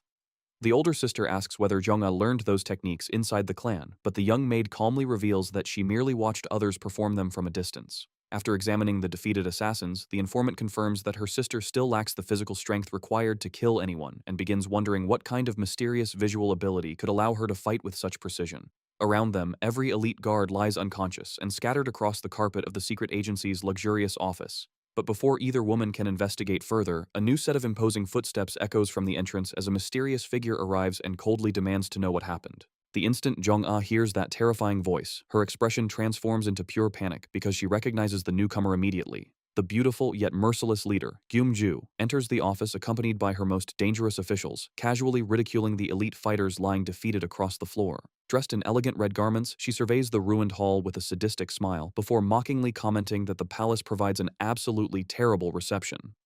Gyumju coldly orders every incompetent subordinate lying around the office to get out immediately, but the eye-patched informant refuses to be intimidated and demands an explanation, warning that this reckless intrusion will bring severe consequences. Ignoring the threat, Gyumju strolls closer while mockingly complaining that no one has even offered her a cup of tea, prompting the informant to call her delusional, only for the blonde commander to smile and remark that her rival's mind seems to have stopped working. She then laughs wickedly and asks whether the informant truly believes she would still be alive if Gyumju had entered the palace with hostile intentions. At that exact moment, one of the assassins beside her unleashes a strike so swift that the agency leader has no time to react, and although the attack only grazes her face, a thin stream of blood begins running down her cheek, revealing the attacker's deadly precision. Jumju praises her rival for not even blinking and remarks that she wishes her own guards possessed that courage, then walks through the ruined office while explaining that her tax collectors have recently suffered repeated ambushes. Sitting down despite the tension, the eye-patched informant calmly replies that such attacks are merely the natural price of expanding territory through aggression, but Gumju admits she suspects the agency is responsible, causing the informant to mock her for creating chaos based on nothing more than intuition.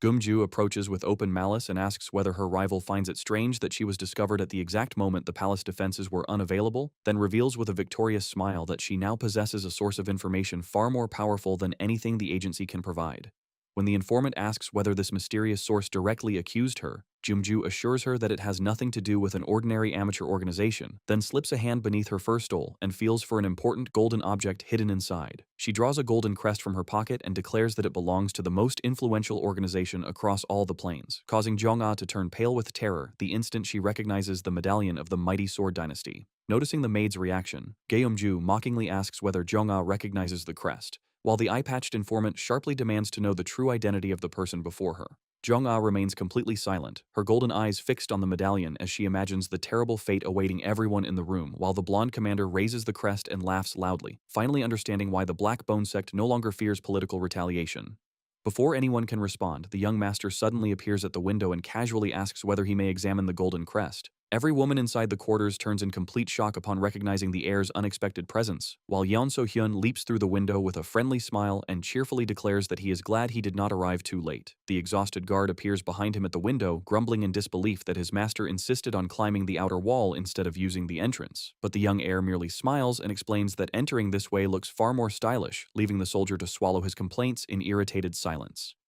Yeon So-hyun walks directly toward the sect leader, extends an open hand and calmly asks her to let him examine the golden crest, but Jumju is taken aback by his casual attitude and questions whether he genuinely expects her to surrender such an important object for nothing. The thug wearing prayer beads around his neck steps forward in fury and demands to know the identity of the insolent intruder, prompting Yeon So-hyun to point toward his bodyguard's modest clothing and sarcastically ask whether the uniform tells them nothing. After noticing the royal guard insignia, the assassins begin mocking them and ask whether he truly believes such a symbol will frighten anyone. While the scar-faced guard folds his arms and remains composed as the tension within the hall grows increasingly dangerous. Yeon So-hyun smiles and confidently warns that despite the man's simple garments, his bodyguard is an extraordinary master. But the assassins burst into laughter and declare that if this unimpressive soldier qualifies as a master, then they must be the greatest warriors in the world. The heir releases a faint sigh, clearly amused by their stupidity, then calmly orders his guard to retrieve the golden crest, and the soldier immediately agrees as a terrifying wave of reddish internal energy ignites within his body and flashes through his eyes. With his first firm step, the guard begins his assault, causing the wooden floor to tremble beneath the force of his overwhelming spiritual presence, while the sect's thugs break into cold sweats and begin trembling as the pressure of his aura crushes their confidence. On his second step, he draws his sword with flawless mastery, and every opponent in the hall becomes completely paralyzed, while even the sect's district's most experienced assassins shake in terror after realizing they possess no chance against such absurd power. With the third and final step, the warrior accelerates so violently that he appears to vanish into the air, causing the normally fearless Jeomju to widen her eyes as she senses the bodyguard's swift and unavoidable approach. In a fraction of a second, he passes beside the stunned villain and snatches the golden crest directly from her hand with remarkable dexterity, then lands precisely upon the wooden floor, displaying complete control over every one of his extraordinary movements. The guard drops to one knee and respectfully presents the recovered golden crest to his young master, while Jeomju stares at her own trembling hands and whispers in terror that the seemingly harmless man standing before them truly is a legendary master. Yeon So-hyun accepts the gleaming metal artifact and examines every intricate detail with intense curiosity before confirming to Jong-ah that the crest is completely genuine, then raises it with visible satisfaction for everyone in the hall to see. He explains that the golden crest represents a solemn promise made by the dynasty, guaranteeing mutual assistance and eternal protection to whoever possesses it, and the experienced leader wearing the eye patch thoughtfully agrees, recalling that the artifact was once regarded as the dynasty's greatest symbol of absolute trust. With a faint smile, Yeon So-hyun laments that such a sacred object has now been reduced to nothing more than a convenient toy used to secure business agreements, but Gyeomju arrogantly counters that regardless of how common the crest has become, it still guarantees protection from the family's swords. The young heir calmly admits that disregarding the crest would severely damage the clan's reputation, though he immediately warns her not to mistake that obligation for permission to abuse her fortunate position.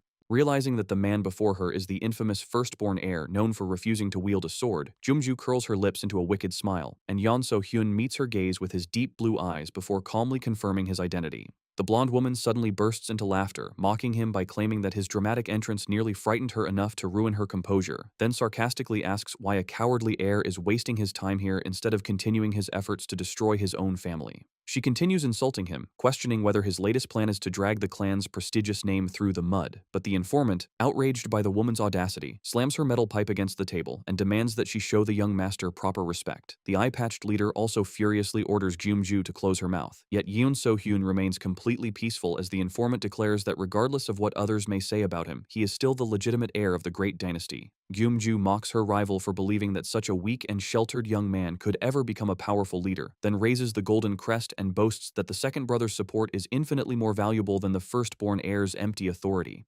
However, her arrogant speech abruptly stops when her watchful eyes settle upon the young maid standing silently behind Yeon So-hyun, and as she slowly examines Jong-ah from head to toe with a malicious smile, the uncomfortable girl attempts to turn her gaze away. Gyeomju immediately points an accusing finger at her and celebrates upon recognizing her as the fugitive maid the second brother has been searching for, while Jong-ah remains frozen in absolute silence. Jong-ah feels overwhelming anguish as her hidden past is exposed before everyone in such a cruel and humiliating manner, while Gyeomju delights in the coincidence and admits that she never imagined she would personally encounter the fugitive young woman in the middle of this chaotic dispute. The blonde mockingly asks why Jong-ah rejected the opportunity to become the second brother's concubine, only to reduce herself to the position of an ordinary servant under such a weak and useless master, then sneers that a woman like her would have made an excellent toy. Jong-ah's eyes immediately blaze with golden light as she furiously demands that Gyeomju stop insulting her master, declaring that a vulgar criminal like her has no right to judge the legitimate heir of the family. Gyeomju responds with irritation, listing every weakness attributed to Yeon So-hyun and reminding the maid that even his own relatives regard him as a coward, before cruelly adding that despite all his failures, he is still superior to a servant with no family, status, or recognized origins. The vicious remark strikes Jong-ah deeply, and her expression fills with sadness as she endures the unbearable humiliation in silence, knowing that the title of the heir without a sword has long been used as a source of jokes and ridicule throughout every province. Noticing that the maid can no longer answer, Gyeomju smiles victoriously and challenges her to say anything capable of defending the master she admires so much. Jong-ah quietly begins to weep because she knows better than anyone that Yeon So-hyun is not a coward, yet she also understands that her words carry no authority and that she possesses neither the status nor the strength required to protect him from being humiliated before everyone. At the very moment her helplessness turns into despair, a firm yet reassuring hand gently settles upon her shoulder, and Yeon So-hyun smiles as he calmly orders Gyeomju to stop, warning that Jong-ah is his personal maid and that he will become genuinely furious if the insults continue. Realizing that her amusement has ended, Gyeomju decides to leave and coldly promises that her sect will show no mercy when they act against them in the future, while the eye-patched informant watches her with a furious and determined glare. Gyeomju returns the look with open disdain and warns that the young master will not be capable of saving her the next time they meet, causing the informant to whisper her rival's name through clenched teeth as the woman begins walking away. The terrifying sect leader delivers one final mocking farewell, telling them to take good care of themselves until their next encounter, before departing and leaving the two sisters behind in tense silence after the dangerous confrontation. As soon as the threat disappears, Jong-ah suddenly drops to her knees and sincerely apologizes to her young master for causing so much trouble, but exhaustion finally overwhelms her before she can continue, and the eye-patched sister rushes forward in alarm, catching the younger woman in her arms as Jong-ah loses consciousness. Jong-ah lies on a comfortable bed with her face burning red and sweat covering her exhausted body, overwhelmed by the severe physical and mental strain she endured, while Yeon So-hyun and his loyal guard remain beside her. Remembering how those criminals insulted the family's honor, the guard trembles with uncontrollable fury. The guard clenches his fist so tightly that his entire arm begins to tremble, bitterly lamenting that the legitimate heir possesses no real authority, then lowers his gaze and apologizes for being unable to punish the criminals who dared dishonor the noble family's name. Yeon So-hyun looks at him calmly and says there is no reason to apologize when he has fulfilled his duty perfectly, before advising the protector to return to the dynasty before becoming further entangled in his troubles. The warrior immediately grows distressed and insists that his only sacred responsibility is to protect the young master's life, but Yeon So-hyun coldly replies that there is no reason for him to sacrifice himself for someone who does not possess his true loyalty. Unable to refute such a rational argument, the defeated guard lowers his head and apologizes once again. Yeon So-hyun extends his hand and gives the loyal soldier a sealed envelope, explaining that it contains an official command declaring the temporary escort mission complete. The guard grips the document firmly, accepts the order to depart, and leaves the room without another word, walking through the corridor with growing frustration as he reflects that never before has he felt so helpless or useless. The eye-patched sister soon enters the room and anxiously asks whether Jong-ah will truly recover, but Yeon So-hyun reminds her that she has already heard the answer clearly, because the young maid is only sleeping after collapsing from exhaustion. The woman narrows her eyes and questions why he has continued checking her sister's pulse for so long, yet the heir ignores the suspicion and changes the subject, asking whether she brought the information concerning the Black Bone sect. She refuses to hand over the documents unless he first reveals Jong-ah's true condition, then becomes alarmed and desperately demands to know what terrible illness is afflicting her beloved younger sister. Yeon So-hyun takes the papers from her hand and explains with a smile that excessive work can also become a serious illness, and after realizing he is teasing her, the informant becomes irritated and demands to know his real reason for requesting the sect's information. As he studies the documents, the young master deduces that she intends to carry out an extremely dangerous plan against the criminals, but the woman crosses her arms and coldly declares that her personal affairs are none of his concern.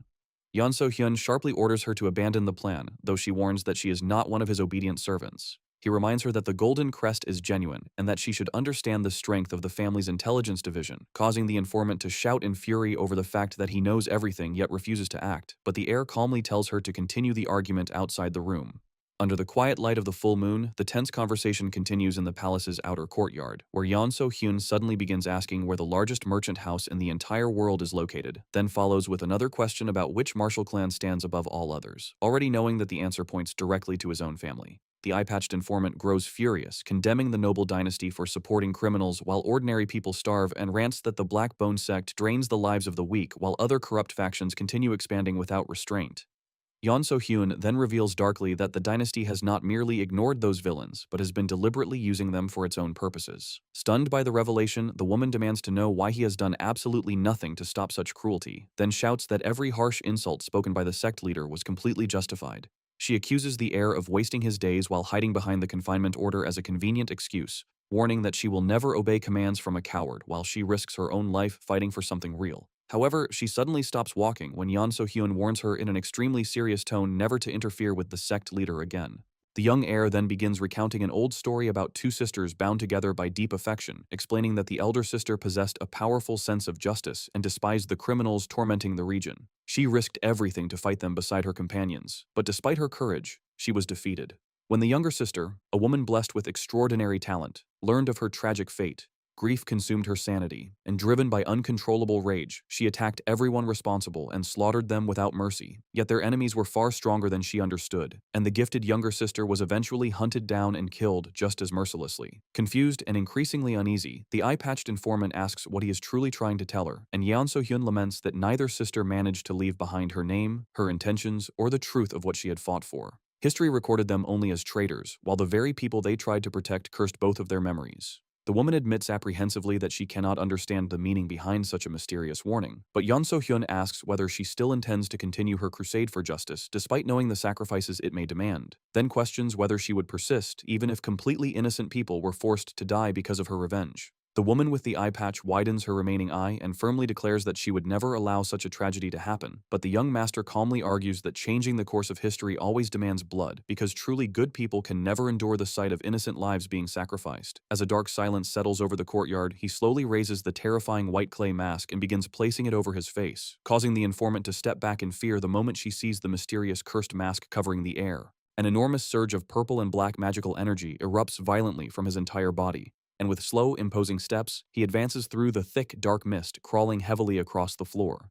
Within his thoughts, he reflects that the status granted to him at birth has made a quiet and peaceful life impossible, admitting that he once believed abandoning his greed would allow him to live freely, like a breeze passing wherever it wished, only to discover that he could not escape or change his destiny. However, he declares that the future of those two sisters has not yet been written, while the informant remains completely paralyzed, crushed beneath the terrifying spiritual pressure pouring from him. In a ghostly voice, the mysterious young master warns that he will watch closely to see whether their paths cross again, then decrees that his own road belongs to the dark world of shadows and blood. As a gigantic dark entity rises and floats above the courtyard, he hopes they will never be forced to enter the same path of pain. Finally regaining her breath, the terrified informant desperately demands to know the young man's true identity. The narrative shifts to the dark slums of Luang, where desperate and unscrupulous people become easy recruits for the sect, and at the entrance of a Black Bone sect hideout, a bald, heavily muscled guard sits watching the courtyard in silence while imagining the promotion that surely awaits him. His satisfied thoughts are abruptly interrupted by a mysterious call, and he widens his eyes in confusion upon hearing an unfamiliar voice echo from somewhere disturbingly close. The white-masked protagonist steps out of the shadows and coldly asks whether this is truly the sixth secret branch, prompting the bald thug to rise and mockingly order the slender young man to leave before he is forced to use violence. Smiling beneath his disguise, the masked intruder calmly points out that he never asked to join their group, and the brute, amused by his confidence, proposes a simple test, challenging him to withstand only 2 of his strikes. Clenching his enormous fist, the guard laughs and promises to give him a special recommendation for admission into the sect, but the white-masked young man merely mocks his slowness, lamenting that the fool still has not understood the gravity of the situation. Enraged by the insult, the thug launches a violent punch while demanding to know why the insolent stranger came there. Yet the protagonist avoids the heavy blow with effortless speed, and in the blink of an eye, appears perched upon the brute's shoulders, leaving him completely disoriented. Gripping the guard's head firmly, the young master declares that he came for one purpose alone, to consume every last one of them, while his free hand becomes wrapped in terrifying claws formed from pure dark energy, poised to rip his enemy apart. With unbelievable strength, he hurls the giant to the ground and asks whether they are prepared for the grand feast, as the bald guard struggles desperately against the black claws emerging from absolute nothingness and pinning his body in place. The heir extends one hand toward the criminal and commands him, in a chilling voice, to begin singing in agony, then performs a series of swift, fluid movements that unleash shockwaves cutting through the air with extraordinary violence. The thug releases a deafening scream as the young master relentlessly crushes his chest, laughing sinisterly while promising to break every bone in his body into 3 pieces without hesitation. From the surrounding darkness, a demonic silhouette filled with sharp teeth emerges and gleefully announces the next stage of his suffering. He unleashes a final strike of dark energy that sends the criminal's inert body crashing straight into the wall, and as the thug writhes in agony beneath purple flames, suffering the full consequences of that terrible forbidden technique, the young master watches him collapse to the floor and coldly mocks the pitiful end of a mere watchman. A dark, muffled laugh rolls through the courtyard, revealing the pleasure he takes in delivering such punishment, while the once unfinished clay mask seems to change upon his face, taking on a demonic expression filled with pure resentment. Then the sound of hurried footsteps spreads through the darkness, announcing the arrival of new enemies from inside the hideout, and 3 sect swordsmen rush out and shout in alarm, demanding to know the identity of the masked invader waiting outside. Wearing that demonic mask, the heir greets them in a mocking tone and makes his dreadful presence impossible to ignore, causing one of the guards to shout in terror and demand to know who the intruder truly is, while the others step forward in anger and question how he dares create such chaos at a sect branch. The masked young man replies coldly that they have no need to know his name, then invites them to enjoy the feast, and one of the assassins, calling him a lunatic, charges forward in fury and launches a violent aerial assault. Gripping his massive sword with both hands, the attacker roars that the young man is begging to die where he stands. Yet the heir stops the devastating blade with effortless ease, displaying a defense so flawless that it leaves no opening at all, and in the next instant he seizes the attacker by the throat, making the man's eyes widen in pure panic and pain. Without hesitation, he delivers a brutal, finishing blow that sends blood spraying across the surroundings with savage force, and the defeated warrior's body drops lifeless to the floor, soaked in blood before the eyes of his companions. Driven by hatred and desperation, the remaining warriors rush him together, determined to erase the invader at once, but the heir only laughs darkly and remarks that no true feast of death is complete without dancing, then raises his hands in a cold gesture and orders the criminals to fight with all their strength. At once, a colossal explosion of dark magical energy erupts across the courtyard and strikes every opponent at the same time, hurling the sect warriors through the air as desperate screams burst from their throats and the magic swallows them whole. He breaks into wild laughter and mocks the way this hideout has become a perfect hall filled with songs of pain and dances of agony, while the attackers spit blood and writhe as terrible invisible claws of energy tear them apart, and the entire courtyard descends into total chaos as bodies are flung violently through the air by relentless purple blasts. Beneath the icy glow of the full moon, a heap of defeated and blood-soaked enemies lies collapsed in death, while the silent invader remains standing perfectly upright among the corpses, enclosed within the reach of his own sinister aura, as though the slaughter itself has crowned him master of the courtyard. He slowly looks around with open boredom and asks himself whether all the amusement of the night has already come to an end, then laments with clear disdain that he had only just begun warming up for the real battle. Still unsatisfied, he seizes a surviving man by the collar and lifts him helplessly into the air, while the victim lets out a gasp filled with pain and absolute terror. Yet the masked young man pays no heed to his desperate pleas for mercy, and instead breaks into a dreadful, unhinged laugh as he wonders aloud which part of the man's body would taste the best.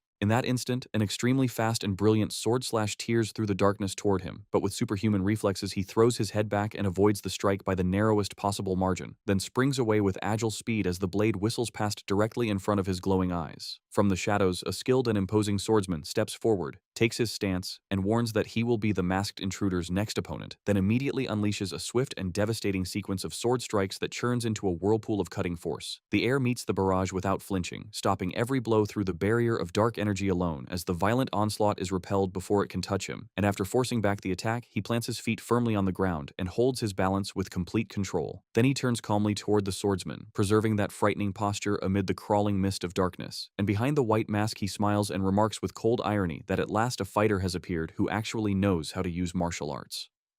The two warriors lock their eyes on one another from opposite ends of the silent courtyard, each preparing for the next lethal exchange, while the swordsman breaks into a cold sweat, curses his opponent as a monster, and raises his blade as every trace of energy in his body gathers around its edge. Driving his feet into the ground with tremendous force, the clan warrior surges forward at shocking speed and releases a furious roar as he launches a massive frontal thrust aimed directly at the mysterious young man's chest. At the same moment, he activates his secret technique, unleashing a torrent of bluish cutting beams that race toward the invader from every direction. But the countless strikes crash violently against the protagonist's dark barrier, scattering sparks and producing thunderous impacts throughout the courtyard. Amid the relentless barrage, the air merely laughs in mockery, displaying complete superiority as he catches the attacker's blade with effortless ease and asks whether that pitiful display is truly the full extent of his power. Completely stunned and drenched in desperate sweat, the swordsman attempts to retreat after realizing the surreal difference between their strength, but the masked invader has already formed his dark claws and prepares an immediate, lethal counterattack. With one swift motion, he releases a devastating upward slash of dark energy that tears directly across the experienced warrior's chest, forcing a sharp scream from his throat as the attack brutally rips through his flesh. The defeated swordsman crashes heavily onto the courtyard floor and sends a small cloud of dust into the air, while the invader calmly turns to inspect the damage as his dark aura continues drifting around him. He laments that the battle ended far too quickly and that his amusement lasted only a moment before the scene shifts to a shadowy staircase leading directly into the sect's dangerous underground secret chamber. The heir descends the dark steps without hesitation, passing scattered bones and human skulls as sudden sounds of struggle and agonized cries echo from deeper within the dungeon. Another clan thug charges out in fury and shouts that the intruder will die there, but the young man shows no concern and blocks the attack with an arm wrapped in magical energy. He then hurls the attacker into a stone wall with ease, smashing through the surrounding wooden structures as purple energy and black smoke burst across the corridor. Continuing forward with imposing steps, he reaches the main chamber and discovers dozens of lifeless bodies chained up and hanging from the ceiling.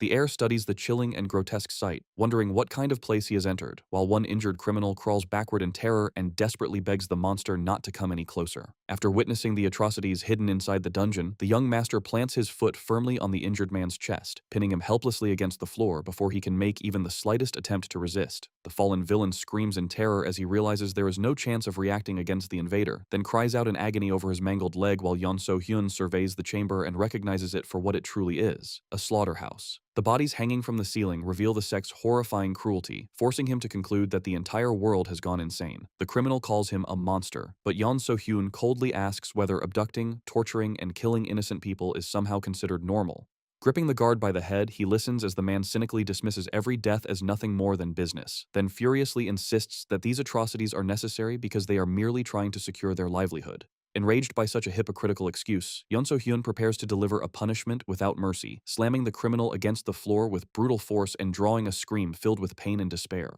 He follows with a crushing punch so powerful that the sound of bones breaking echoes throughout the dungeon, all while reflecting on the twisted logic of men who call him insane for eliminating wrongdoers yet describe their own cruelty as business. As he supports a frightened young prisoner, he silently wonders whether he is truly the mad one or whether the world itself has already lost its sanity. The scene then returns to the magnificent palace currently serving as Junju's headquarters, where the beautiful yet dangerous woman rests peacefully inside a luxurious bathtub of hot water. Holding a red rose in her hand, Junju thoughtfully recalls the mysterious heir known as the One Without a Sword, remembering the reports from her spies, who had assured her that the clan's legitimate successor was not supposed to leave his residence that day. She begins to suspect that no one understood the young man's true intentions or plans, especially because the heir she encountered at the palace possessed a level of confidence completely unlike the coward described in every rumor.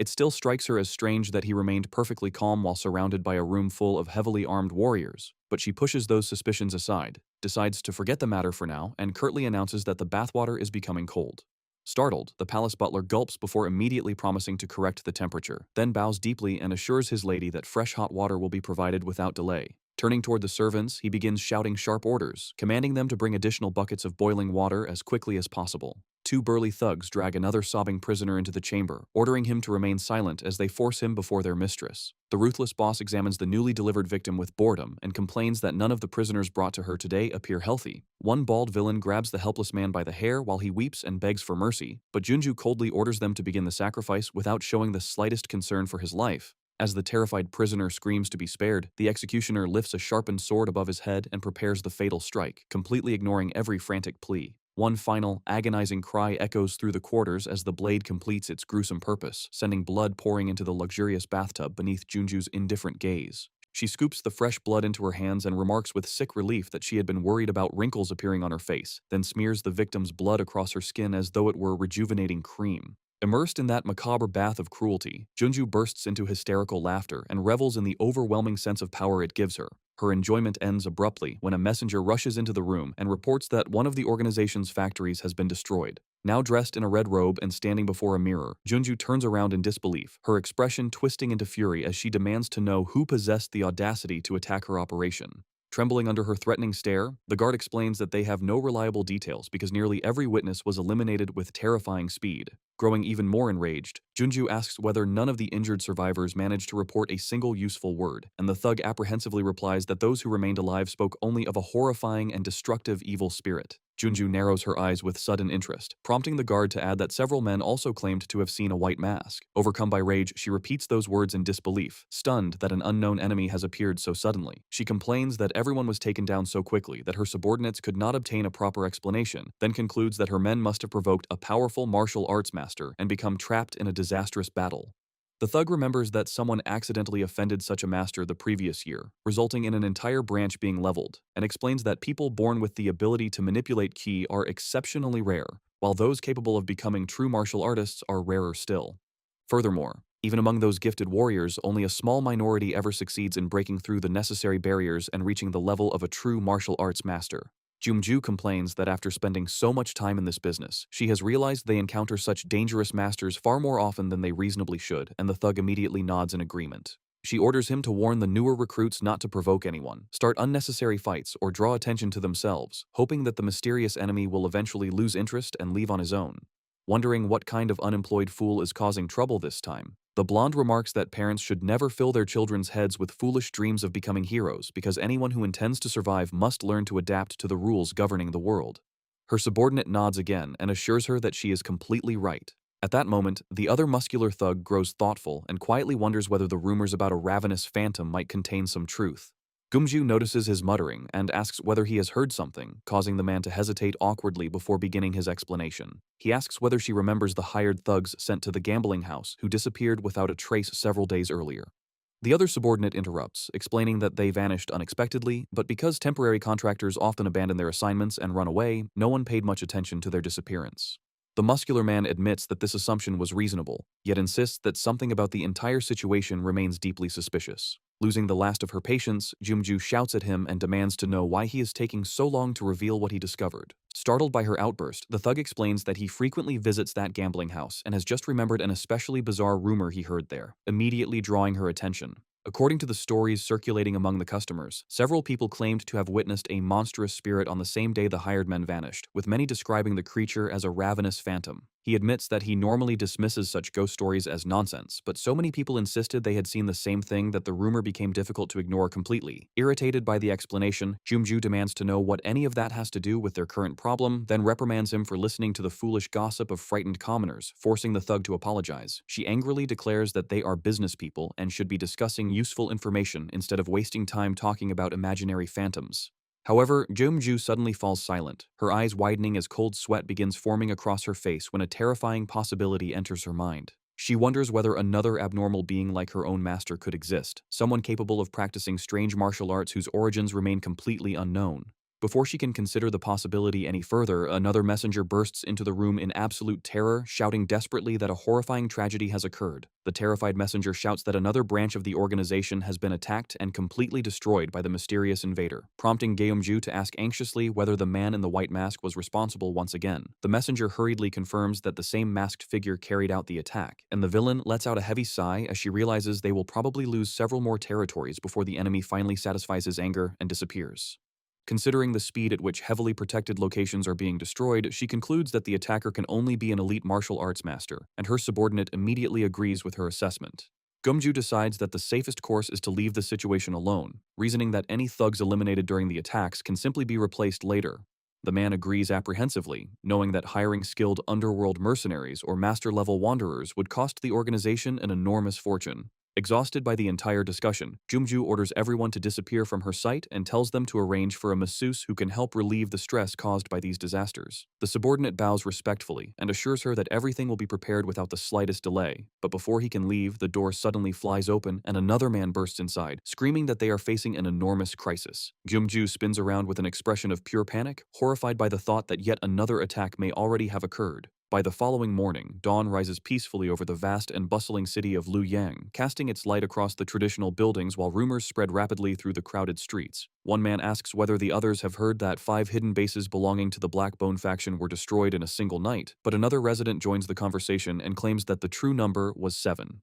As the gossip reaches the busy marketplace, people begin arguing over how many locations were actually attacked, with some insisting that 10 bases were destroyed while others boldly claim the number reached 15. A shocked woman remarks that not a single body was left behind, and another man adds that according to the stories, the attackers did not even leave a drop of blood at the scenes. The frightened citizens continue discussing the countless missing people, unable to understand who in the world could possess enough power to accomplish such a horrifying feat. Meanwhile, inside the magnificent palace of the Luoyang sword family, the clan patriarch complains irritably about being disturbed so early in the morning over what he considers a trivial matter. Standing before him in an elegant red dress, Jumju stares at the patriarch and asks whether he is seriously claiming that he possesses absolutely no information about the mysterious attacker. The patriarch answers curtly, mockingly asking when he ever said anything of the sort to such an insolent girl, then fixes Jumju with a furious stare and demands to know whether she is truly suggesting that the mighty Luoyang sword family lacks access to information. Crushed beneath the terrifying pressure radiating from the clan leader, Jumju gulps, retreats a step, and breaks into a cold sweat as fear spreads throughout her body. Realizing how dangerously disrespectful her words sounded, she immediately bows deeply before the throne and offers the patriarch her sincerest apologies. He coldly declares that she has clearly forgotten her place and must be completely delusional to behave with such arrogance in his presence, then asks whether she truly believes he granted her the family's bronze token because her father possessed influence or commanded his respect. Frightened by the threat hidden within those words, the blonde quickly assures him that she has never entertained such a thought and would never dare display that level of audacity.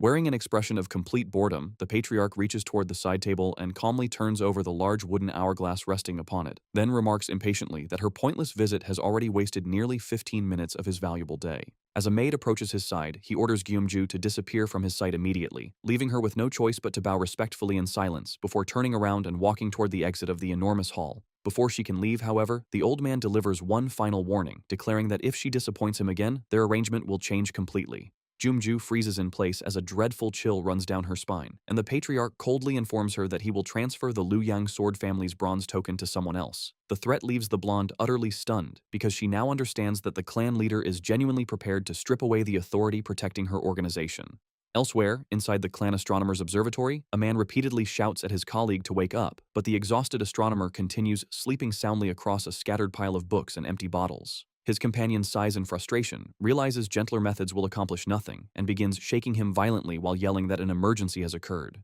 The sleeping man jolts awake in alarm, and his colleague orders him to regain his senses because he witnessed something extremely urgent while performing his nightly duties. Despite the seriousness in the astronomer's expression, the other man dismisses his concern with mockery, prompting him to clarify that what he witnessed was not an ordinary event but a deeply sinister sign. His friend casually takes another drink and remarks that ominous signs appear frequently enough to be meaningless, but the astronomer immediately interrupts him and insists that this omen was far greater than anything ordinary. With unmistakable fear in his voice, he reveals that during the previous night, he personally observed the legendary and terrifying celestial star of calamity. The colleague stammers in disbelief, asking whether that star has truly appeared, and when the astronomer confirms it, he explains that throughout history its arrival has always been followed by bloodshed and tragedy, making his friend realize that, if the sighting is genuine, the situation is far more serious than they imagined. He urges them to report the discovery to their superiors, but the other man laughs bitterly and asks who in the present age would believe a warning about an ominous celestial star. The astronomer insists they must at least inform their supervising official, and although his colleague doubts the warning will change anything, he agrees that remaining silent would be worse, only to remember that their supervisor holds less power than anyone else in the entire family. As night settles over the village and silence spreads beneath the dark sky, several villagers gather around a blindfolded elder seated motionless on the ground, anxiously asking whether he can see anything, while another tells them to stop rushing the old master and let him think. After remaining silent, the elder speaks with terror in his voice, saying he cannot see the sun and that the heavens have become so dark it feels as though all light has vanished. Without warning, he senses a strange presence drawing near, rises sharply in shock, and trembles beneath the mysterious energy filling the air before shouting that the great master of the dark heaven has finally appeared. He declares that the forbidden scripture has awakened, that the ancient monster has returned to the world, and that its master has descended from the deepest darkness to punish the wicked. Raising his voice, he commands the poor and hungry to rejoice, proclaiming that the dark beam will descend because the venerable of the dark heaven has arrived. One villager asks whether his words are true, but another laughs and says the old man has gone senile, while the elder continues laughing with joy, celebrating that the true master has finally revealed himself. The spreading rumors carry one warning: respect the phantom in the white mask, the executor of heaven's punishment. Elsewhere, someone reacts in disbelief after learning that the Blackbone faction was nearly wiped out within 2 days, and the informant explains that the crucial clue is the evil spirit wearing a white mask. Remembering that the man she encountered before wore the same kind of mask, she turns to her bodyguard, Jumju, and asks for her opinion, but Jumju, distracted, asks what she is talking about. Her superior reminds her that she means the first young master, prompting Jumju to ask whether she is referring to the one without a sword. The informant immediately shouts at her never to call him that, and the startled guard apologizes on the spot. Jumju explains that she merely felt the young man was completely different from the person described in the rumors, prompting her superior to sigh and warn her not to tell anyone that she works for the Crescent Moon Pavilion. Smiling, the bodyguard adds that she found the first young master remarkably generous and understanding, then casually reveals that she even tried to intimidate him by directing her murderous intent toward him. Yet he remained perfectly calm and did not react in the slightest. The clan informant becomes thoughtful after hearing this report and wonders whether her assessment could truly be accurate. But a moment later, she loses her composure and yells at Jumju, demanding to know what she has been doing all this time. Later, the informant quietly enters the kitchen and watches her younger sister Jong-ah preparing food beside the stove. Surprised by the unexpected question, Jong-ah turns around and asks whether her sister is talking about her young master, while the older woman pretends to be uninterested and claims she merely wants to know what kind of man her little sister has chosen to serve. Jong-ah calmly returns to chopping the ingredients and replies with a smile that there is not much to say about him, but her sister immediately finds the answer suspicious, remembering how Jong-ah nearly attacked her the last time she spoke badly about the heir. Changing the subject, the informant asks whether Jong-ah is feeling better, and the young maid happily confirms that she has recovered thanks to her master's attentive care. Jong-ah then advises that if her older sister is truly so curious about him, she should stop questioning others and ask the young master directly.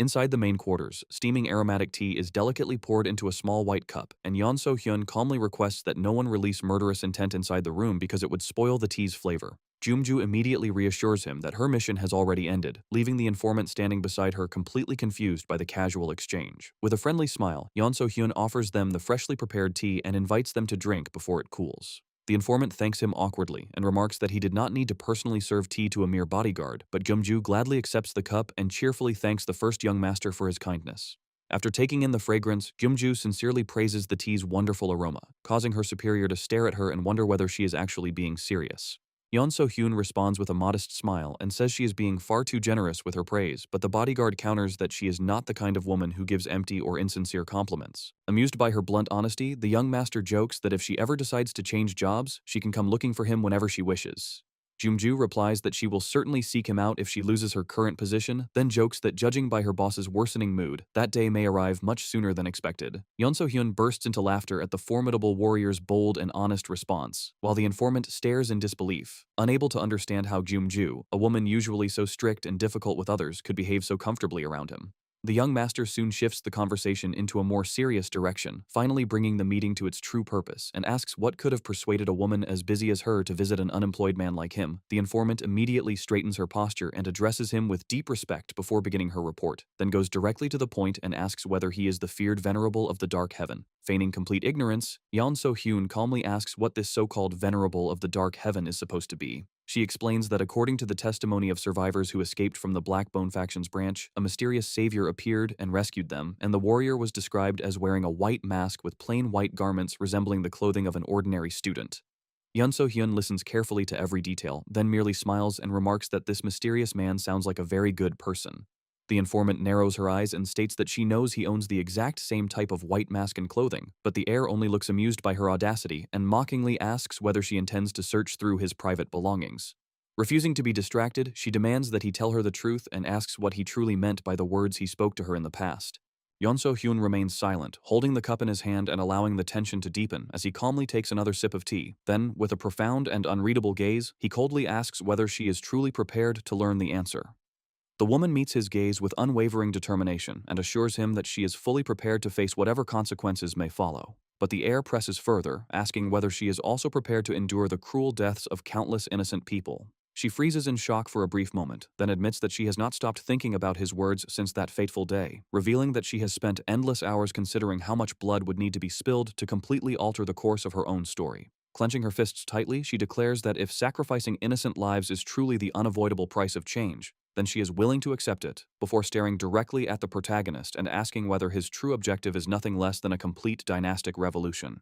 The young master crosses his arms with a faint smile and thoughtfully repeats the phrase, dynastic revolution, then recalls the words of an ancient philosopher explaining that one who destroys benevolence is a thief, while one who destroys justice is a bandit. Continuing his reasoning, he states that a ruler who becomes so merciless and cruel is no longer worthy of being called a king, but is merely an ordinary criminal. He concludes by saying that he has heard King Wu executed a traitorous commoner, yet he has never heard that a true king was assassinated. Listening closely to the analogy, the informant asks whether this is the dangerous path he once warned her about, and a horrifying vision immediately forms in her mind, revealing mountains of corpses and oceans of blood stretching across a demonic realm of endless suffering. She wonders whether opening such a dreadful road, one leading directly into the underworld itself, could truly be possible in the present age, then admits that the question lies far beyond her understanding and that even the greatest minds in the world might be incapable of answering it. The heir reflects that the divide between the wealthy and the poor has never been more extreme, yet despite that unbearable inequality, the world remains strangely stable. Smiling calmly, he explains that attempting a revolution in an era like this would be completely absurd, leaving the informant confused as she asks what path he actually intends to follow. Yeon So-hyun says he has considered the matter carefully, and if blood must truly flow to change the course of the world, he questions why it must belong to innocent peasants who fight, suffer, and die beneath banners they barely understand.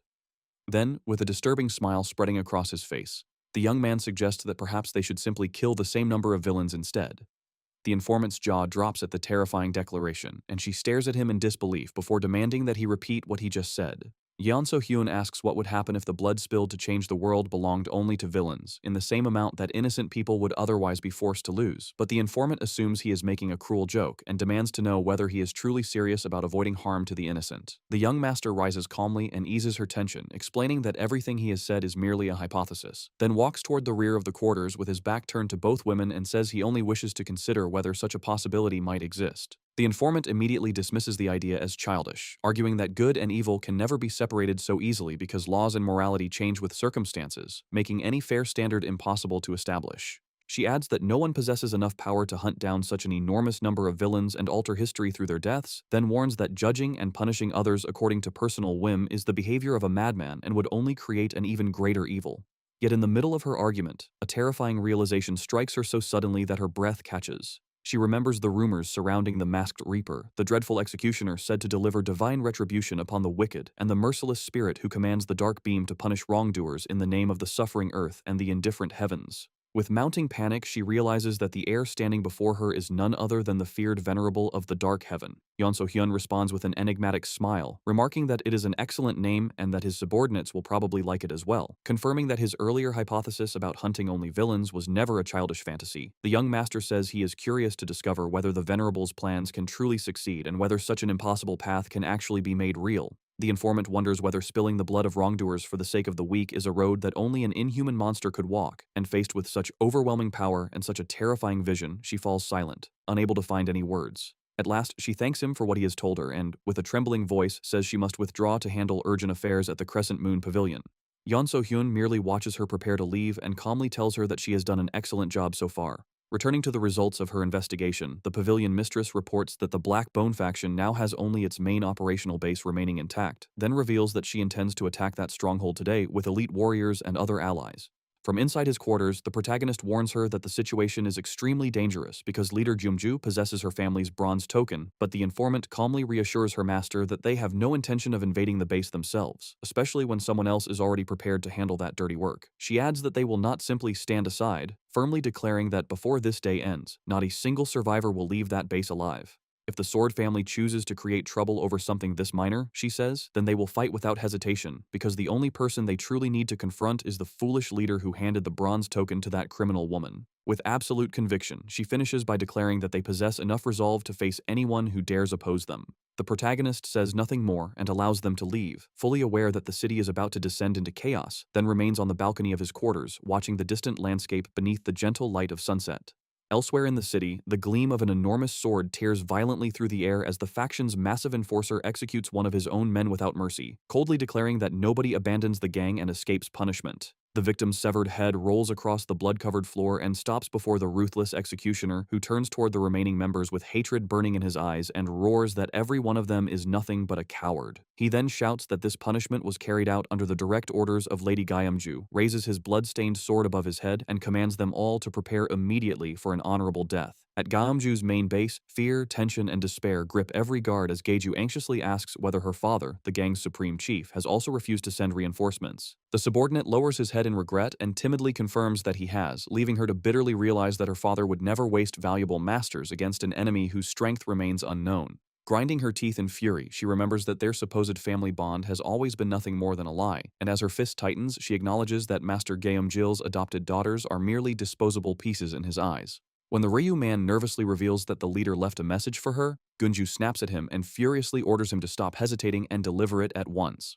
The thug stammers nervously, unable to bring himself to repeat the supreme leader's exact and merciless words. But the moment Junju hears the ruthless message sent by her own father, her eyes widen with fury and she shouts in disbelief. Refusing to accept what she has just heard, she releases a crazed scream, then violently kicks the furniture around her until the room is thrown into chaos. Breathing heavily and trembling with hatred, the blonde grinds her teeth as the bitterness of her father's betrayal settles in, but she quickly regains control and coldly asks how many prisoners are still being held inside the main base. The thug nervously explains that only a small number remain because negotiations are rarely conducted there directly. Junju bitterly admits that she wanted to avoid using the grotesque technique taught to her by her monstrous master for as long as possible, then curtly orders him to gather every remaining prisoner and all useless civilians in the basement immediately. With madness spreading across her face, she declares that she will perform the horrifying dark ritual she learned from her master. Meanwhile, beneath the crimson sky, a raven glides silently above the roofs of the enemy base, while the informant's masked warriors remain concealed in the shadows, reporting that there is still no movement from within. They ready their sharpened weapons and keep their attention fixed entirely on the objective as the raven drops lower, passing close enough to graze the warriors positioned across the rooftops. Recognizing the signal carried by the bird's flight, one infiltrator gives a silent gesture confirming that his unit is ready, and another masked warrior answers with a nod before preparing to move. A messenger reports directly to the commander that Unit 15 has taken its assigned position, prompting the scarred man inside the room to demand immediate confirmation that every fighter is at their post. At once, one ninja launches himself from the rooftop and drops toward the enemy courtyard with remarkable agility, followed by several masked warriors who descend toward the base like swift shadows. Each lands without a sound at the predetermined strategic points. A subordinate then kneels before the pavilion mistress and reports that every civilian in the surrounding area has been evacuated, while all agents and allied forces are already positioned and awaiting her command. The mistress orders everyone to remain at their original posts, maintain constant vigilance, and follow the established combat protocol the instant the attack begins. The thug acknowledges the command as the sun finally disappears beyond the horizon, bathing the enormous enemy temple in an intense orange glow. In the suffocating calm before the storm, a voice asks whether she is nervous, and Clue glances sideways at her superior, attempting to steady her during that final moment of anticipation. The mistress admits thoughtfully that she is not exactly nervous, but troubled by the confusion filling her mind, then asks whether her guard overheard the conversation she shared with the young master. Gumju avoids the question by pretending not to understand, joking that she wants no involvement in anything concerning a revolution, but her mistress refuses to let the matter pass and demands her faithful bodyguard's honest opinion of the first young master. Gumju answers that she believes he is a good man, although undeniably frightening, especially now that she knows he is the sovereign. She explains that she has no logical reason for believing this and is simply trusting her instincts, then promises with unwavering loyalty that no matter where her lady chooses to go, she will follow without hesitation. The mistress smiles faintly at those words and warmly tells her friend to follow her heart, while Jumju responds softly and places a reassuring hand on her shoulder. Bound by their deep friendship, the two women prepare themselves for the dangers waiting ahead. As they move forward, the mistress remembers the young master's plan to hunt down the wicked until the entire world is forced to change, and although she initially considers the idea complete madness, she suddenly stops when she realizes that something within her is being drawn toward it. Slowly turning her head, she begins to feel that such madness may be the only possible salvation for her people, and she wonders whether the first young master, Yan Sohan, might truly be the only person capable of accomplishing such an impossible feat. Back in the present, clan ninjas suddenly storm the main base of the Hugel Guild, and the brutal warriors of the Hugel gang rush forward to confront the unexpected invaders. Their bald leader erupts in fury, hurling insults at the masked attackers and roaring that people have apparently grown bold enough to invade and assault their territory however they please. He then turns on his own men and demands to know what the fools are waiting for, prompting the heavily built thugs to charge with weapons raised and begin the bloody battle. One of the invading ninjas draws his sword in a fluid motion and meets the assault head-on, causing blades to collide violently as sparks scatter through the courtyard and both sides clash without restraint. The ninja suddenly unleashes a blindingly fast, lethal slash that sprays blood and leaves his opponent frozen in shock, while the brute leader stares in panic at the terrifying speed of the enemy. Before the gangster can defend himself, the masked warrior cuts through him with another precise strike, then drives his blade directly into the chest of a second thug with perfect aim.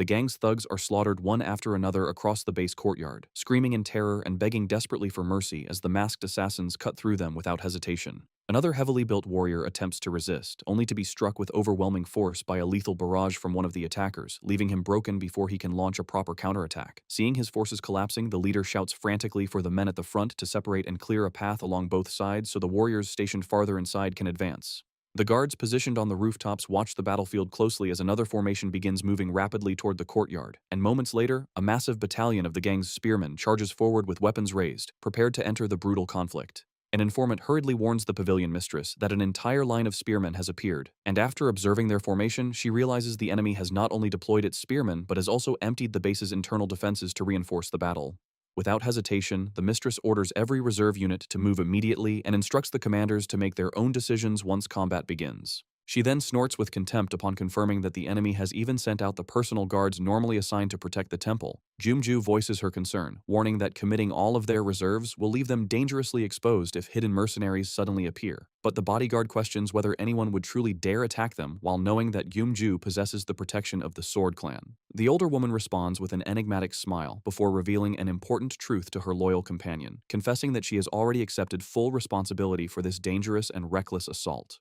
She asks why they should fear risking everything when the sovereign of the dark heaven is now standing on their side, then adds that if he possesses even half the power described in the rumors, all they need to do is enjoy the moment while remaining beside him. Before Gyumju can respond, a thunderous explosion tears through the main building and destroys a massive section of the structure, while the violent shockwave hurls a silhouette through the air among blazing fragments and shattered debris. The pavilion mistress's single eye widens in complete shock as she is thrown away by the devastating blast, desperately wondering what has happened. While flames consume part of the Grand Temple, Gumju launches herself into the air and shouts for her mistress as she reaches out to save her from the fall. Catching the woman swiftly in both arms, she twists through the smoke and lands safely on the ground amid thick clouds of black dust. Jumju anxiously asks whether she is unharmed, but the older woman can only groan in pain from the impact while struggling to focus her vision through the debris. As she wonders what could have caused such sudden destruction, both women stare in horror at the Grand Temple's main structure, which has been completely torn apart and engulfed in flames. Suddenly, hysterical and sickening laughter echoes from within the smoke, startling the two surviving warriors and causing the pavilion mistress to turn pale as she stammers in disbelief at the monstrous figure emerging before them. Goju steps through the flames with a horrifying demonic appearance, her eyes glowing unnaturally while one of her arms has transformed into a grotesque and enormous claw. Around her, the fire spreads rapidly across the temple's wooden beams and threatens to bring down the entire ceiling, while massive pieces of burning debris crash into the ruined hall, smashing tables, furniture, and everything else caught beneath them. The two women move desperately through the destruction, dodging the incandescent rubble raining down from every direction as the pavilion mistress stares at the transformed villain in shock, unable to understand how she could have become such an abomination. Gaiju's gigantic crimson claw cracks and twists grotesquely as she extends it toward them in a threatening manner, then she suddenly launches herself forward in a savage attack with her entire body surrounded by violently surging yellow energy. Laughing uncontrollably, the villain charges through the burning hall while the malignant power created by the ritual completely overwhelms her body and mind. Jumju immediately takes a defensive stance, wondering how the enemy leader ended up in such a horrifying condition, while Guju, her skin cracked and a sinister smile stretched across her face, mockingly calls out the pavilion mistress's title. She leaps directly toward the two women with her claw fully extended and screams that they will both meet their end by her hands right there. The mistress attempts to react to the approaching strike, but Guju's terrifying speed makes it impossible for her to evade in time, and within a fraction of a second, Jumju throws herself between them while shouting desperately and pushing her lady away from the attack. Her swift intervention knocks the mistress clear of the monstrous claw's path, but leaves Jumju fallen on the floor and directly exposed to the transformed villain. The bodyguard urgently begs her mistress to flee from the temple as quickly as possible and survive, while the pavilion leader screams Jumju's name through the dust and smoke. She grinds her teeth in fury and helplessness, unable to bear the sight of her closest companion facing such terrible danger because of her, but with no other choice remaining, she turns and begins running from the collapsing building while desperately shouting for Gyumju to stay alive. As she escapes with her heart consumed by fear, the mistress frantically wonders where the first young master and the venerable figure of the dark heaven could possibly be at such a critical moment. Another enormous section of the ceiling collapses with a deafening crash, scattering flames and burning debris across the entire courtyard. Guju clicks her tongue in contempt as she watches the pavilion mistress flee, then dismisses her escape and focuses entirely on the opponent left behind. Mocking the woman for running away like a cowardly fool, the transformed villain raises her grotesque claw and prepares to deliver the final blow to the cornered Gyeomju. However, before Gyeomju can advance any farther, a familiar silhouette emerges from the shadows and blocks her path, coldly warning that the opponent she was truly meant to face has finally arrived. Enraged by the interruption, Gyeomju orders the woman to move aside immediately, but the villain refuses to yield and firmly threatens to finish her right there unless she abandons her resistance and allows her to pass. Gyeomju grips her sword and declares that she still possesses the pride of a warrior, meaning she will never retreat or allow herself to be defeated so easily. At that moment, the battle reveals the meaning of the mystical barrier known among martial artists simply as the wall, a point every warrior eventually reaches after years of growth, where progress slows drastically and further advancement appears almost impossible. It is said that the rare individuals capable of breaking through this wall acquire power so overwhelming that they become completely different beings, which is why those who surpass that boundary are recognized throughout the martial world as true masters. Back in the courtyard, a rapid succession of red energy strikes tears through the air, and Gyeomju is stunned by the immense strength Guju displays before her. She immediately realizes that the criminal leader's power is far beyond her own, because while Gyeomju has only managed to reach the wall, Guju has clearly broken through it and entered the realm of a true master. Guju's gigantic demonic claw crashes brutally against Gyeomju's black sword, and their gazes lock as the collision of weapons and energy shakes the courtyard around them. Before Gyeomju can recover, Guju launches her monstrous claw forward again with terrifying speed, forcing the bodyguard to leap backward as a storm of destructive red cuts rips across the battlefield. Gyeomju's eyes widen when she notices something unnatural happening to her opponent's arm, and she wonders in horror how Guju can multiply and stretch her limbs in such a macabre fashion. One of the red strikes smashes into the ground with devastating force, shattering the tiles and scattering debris across the courtyard. Gaiju bursts into hysterical laughter and mocks Gyeomju for believing she could challenge her with such pathetic strength, then conjures a massive formation of red energy palms that advances like an inescapable wall of death. Gyeomju desperately raises her sword to defend herself, but the relentless number of attacks overwhelms her guard and leaves her completely cornered. The final impact sends the bodyguard crashing violently into the courtyard floor, breaking the tiles beneath her, and before she can rise, Guju appears directly above her with one claw raised and a sadistic smile across her face. Panic seizes Geumju as she realizes the villain is about to deliver the finishing blow. Guju roars at the wounded guard, ordering the pest to get out of her way as she brings her enormous destructive claw crashing down, and the instant the final attack lands, a massive explosion of red energy and dust erupts from the ground and swallows the courtyard. Geumju gathers the last of her strength and tries to cushion the impact, but the overwhelming force tears through her defense and sends her flying before she crashes near the wall, drops to her knees, and spits blood as deep cracks spread behind her. Through the smoke, Guju advances slowly, her monstrous foot and razor-sharp nails emerging first from the haze before the rest of her twisted figure appears, and she soon looms over the helpless bodyguard while savoring an easy victory. Seeing that Geumju survived the brutal strike, the villain smiles with furious amusement and mockingly praises her resistance, while the injured warrior can only gasp through the exhaustion and pain consuming her body. Geumju realizes she is nearly finished because repeatedly using her technique has drained almost all her internal energy, and the thought of enduring one more attack terrifies her when she remembers that Guju has fought the entire battle with her bare hands. The memory of those gigantic red palms fills Gyumju's mind with despair, and she wonders in horror what could have happened to Guju's body to transform it into something so unnatural. Showing no pity, Guju raises her demonic claw toward the kneeling warrior and prepares to deliver the fatal blow. But when Gyumju remains silent and continues staring back defiantly, the villain becomes enraged and calls her an insolent girl for refusing to show proper fear before death. Guju then swings her immense claw downward, surrounding the attack with a violent whirlpool of red energy, and Gyumju feels the villain's suffocating murderous intent crush every chance of escape or resistance. With a mocking grin, Guju challenges her to block this power as well, and the colossal red slash descends with absurd speed, threatening to cleave through everything in its path. Knowing she has no strength left, Gyumju closes her eyes and accepts that her life will end there, but at the final instant, a gigantic metal gauntlet appears and stops the lethal strike with ease. The newcomer is Jong-ah, who immediately drives forward with a powerful counterattack from her enormous armored fist, while Gyumju opens her eyes in shock and realizes that an unexpected ally has saved her at the last second. Staring at the young woman with tied hair and the gauntlet covering her arm, Gyumju wonders who she could be, while Jong-ah gives only a confident smile and prepares to reveal the power of her iron fists. Jong-ah smiles at Gyumju and asks whether she took too long to arrive before confidently announcing that the reinforcements have finally reached the battlefield, but before anyone can respond, another allied warrior suddenly descends into the courtyard and unleashes a swift strike that startles the masked enemy. The muscular man lands firmly among the shattered rubble and jokes about his unnecessarily ostentatious entrance, while Jong-ah nods cheerfully, assures him that she is unharmed, and proudly confirms that the two of them are the reinforcements assigned to this mission. Stepping to the front with his heavy saber raised, the muscular warrior warns the young woman to remain careful as he studies Guju closely, then admits with complete seriousness that their opponent is an extraordinarily formidable master. He fears that none of them may leave the courtyard alive, but Jong-ah refuses to surrender to that possibility and assures him that they can still win as long as they coordinate their attacks and fight together. Gyumju cannot believe that only 3 warriors are expected to defeat such a monster and anxiously asks whether any additional reinforcements are still coming. But Jong-ah makes an uncomfortable expression and awkwardly confesses that, for the moment, they are the only fighters available. With no other option, the 3 warriors form a defensive line before the terrifying figure surrounded by flames, while the injured Gyumju plants one hand firmly against the ground and forces herself upright, refusing to abandon the desperate battle. After witnessing the determination of her new allies, Gyumju accepts that they must fight with every trace of strength they possess, and the trio confronts Guju amid the red energy, smoke, and ashes consuming the courtyard. Guju watches them with contempt, asks whether they have finally finished talking, and challenges the 3 insects to attack her together.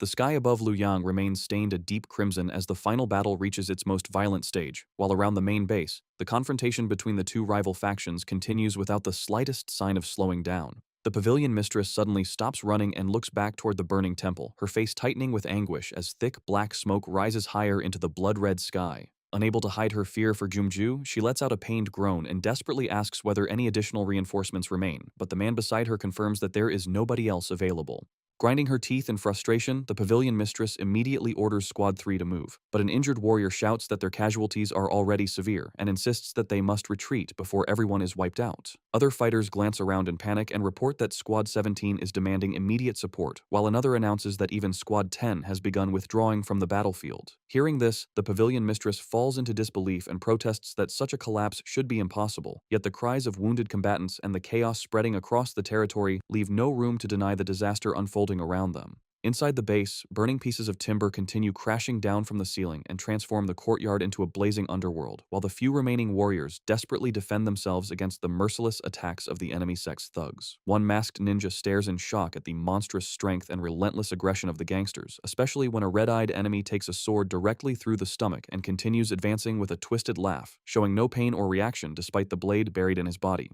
Before the stunned ninja can recover, the muscular ally leaps into the air and drives a brutal flying kick into the gangster's chest, then uses the opening to swing his weapon in a precise arc and sever the bloody monster's head. The decapitated body collapses onto the shattered courtyard tiles, finally ending the unnatural threat. But another gangster immediately emerges from the flames and launches a rapid attack against the surviving allies. Their blades collide once again, scattering sparks through the dense black smoke covering the entire courtyard. One masked warrior is forced backward after the clash, panting heavily as blood pours from the wound in his arm, and he bitterly realizes that actual monsters appear to have been released throughout the base. He surveys the ruined battlefield, the burning structures, and the bodies scattered around him with an expression of horrified disbelief, then whispers through trembling lips that the flaming courtyard has become the mystical underworld itself brought onto Earth. Back at the central battle, Guju watches her two opponents with open contempt and asks whether that pathetic display is truly everything they possess, then erupts into cruel, hysterical laughter and admits that she expected them to survive much longer before reaching their limits.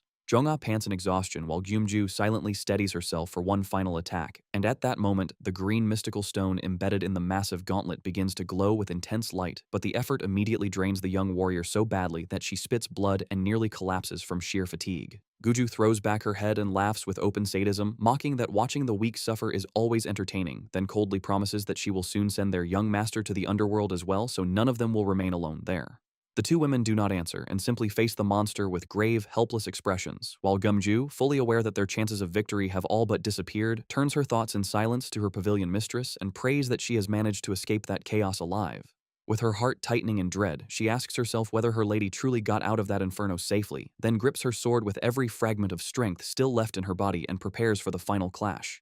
Beneath her mask, she forms a small but confident smile, having resolved to fight bravely even while knowing there is no real path to victory. And when she lifts her gaze again, it is filled with pure resolve as she silently swears that she will not retreat under any circumstance. Guju finally tires of speaking and decides to end everything at once, preparing a final blow that will send Gyumju straight into the next world to wait for her master, and with a savage motion, she unleashes a torrent of destructive red energy toward the wounded warrior. Gyumju barely manages to shift her body enough to avoid the direct hit, but the crushing red glow engulfs her vision so completely that she closes her eyes and braces for the worst, certain that death is about to fall upon her in that very instant.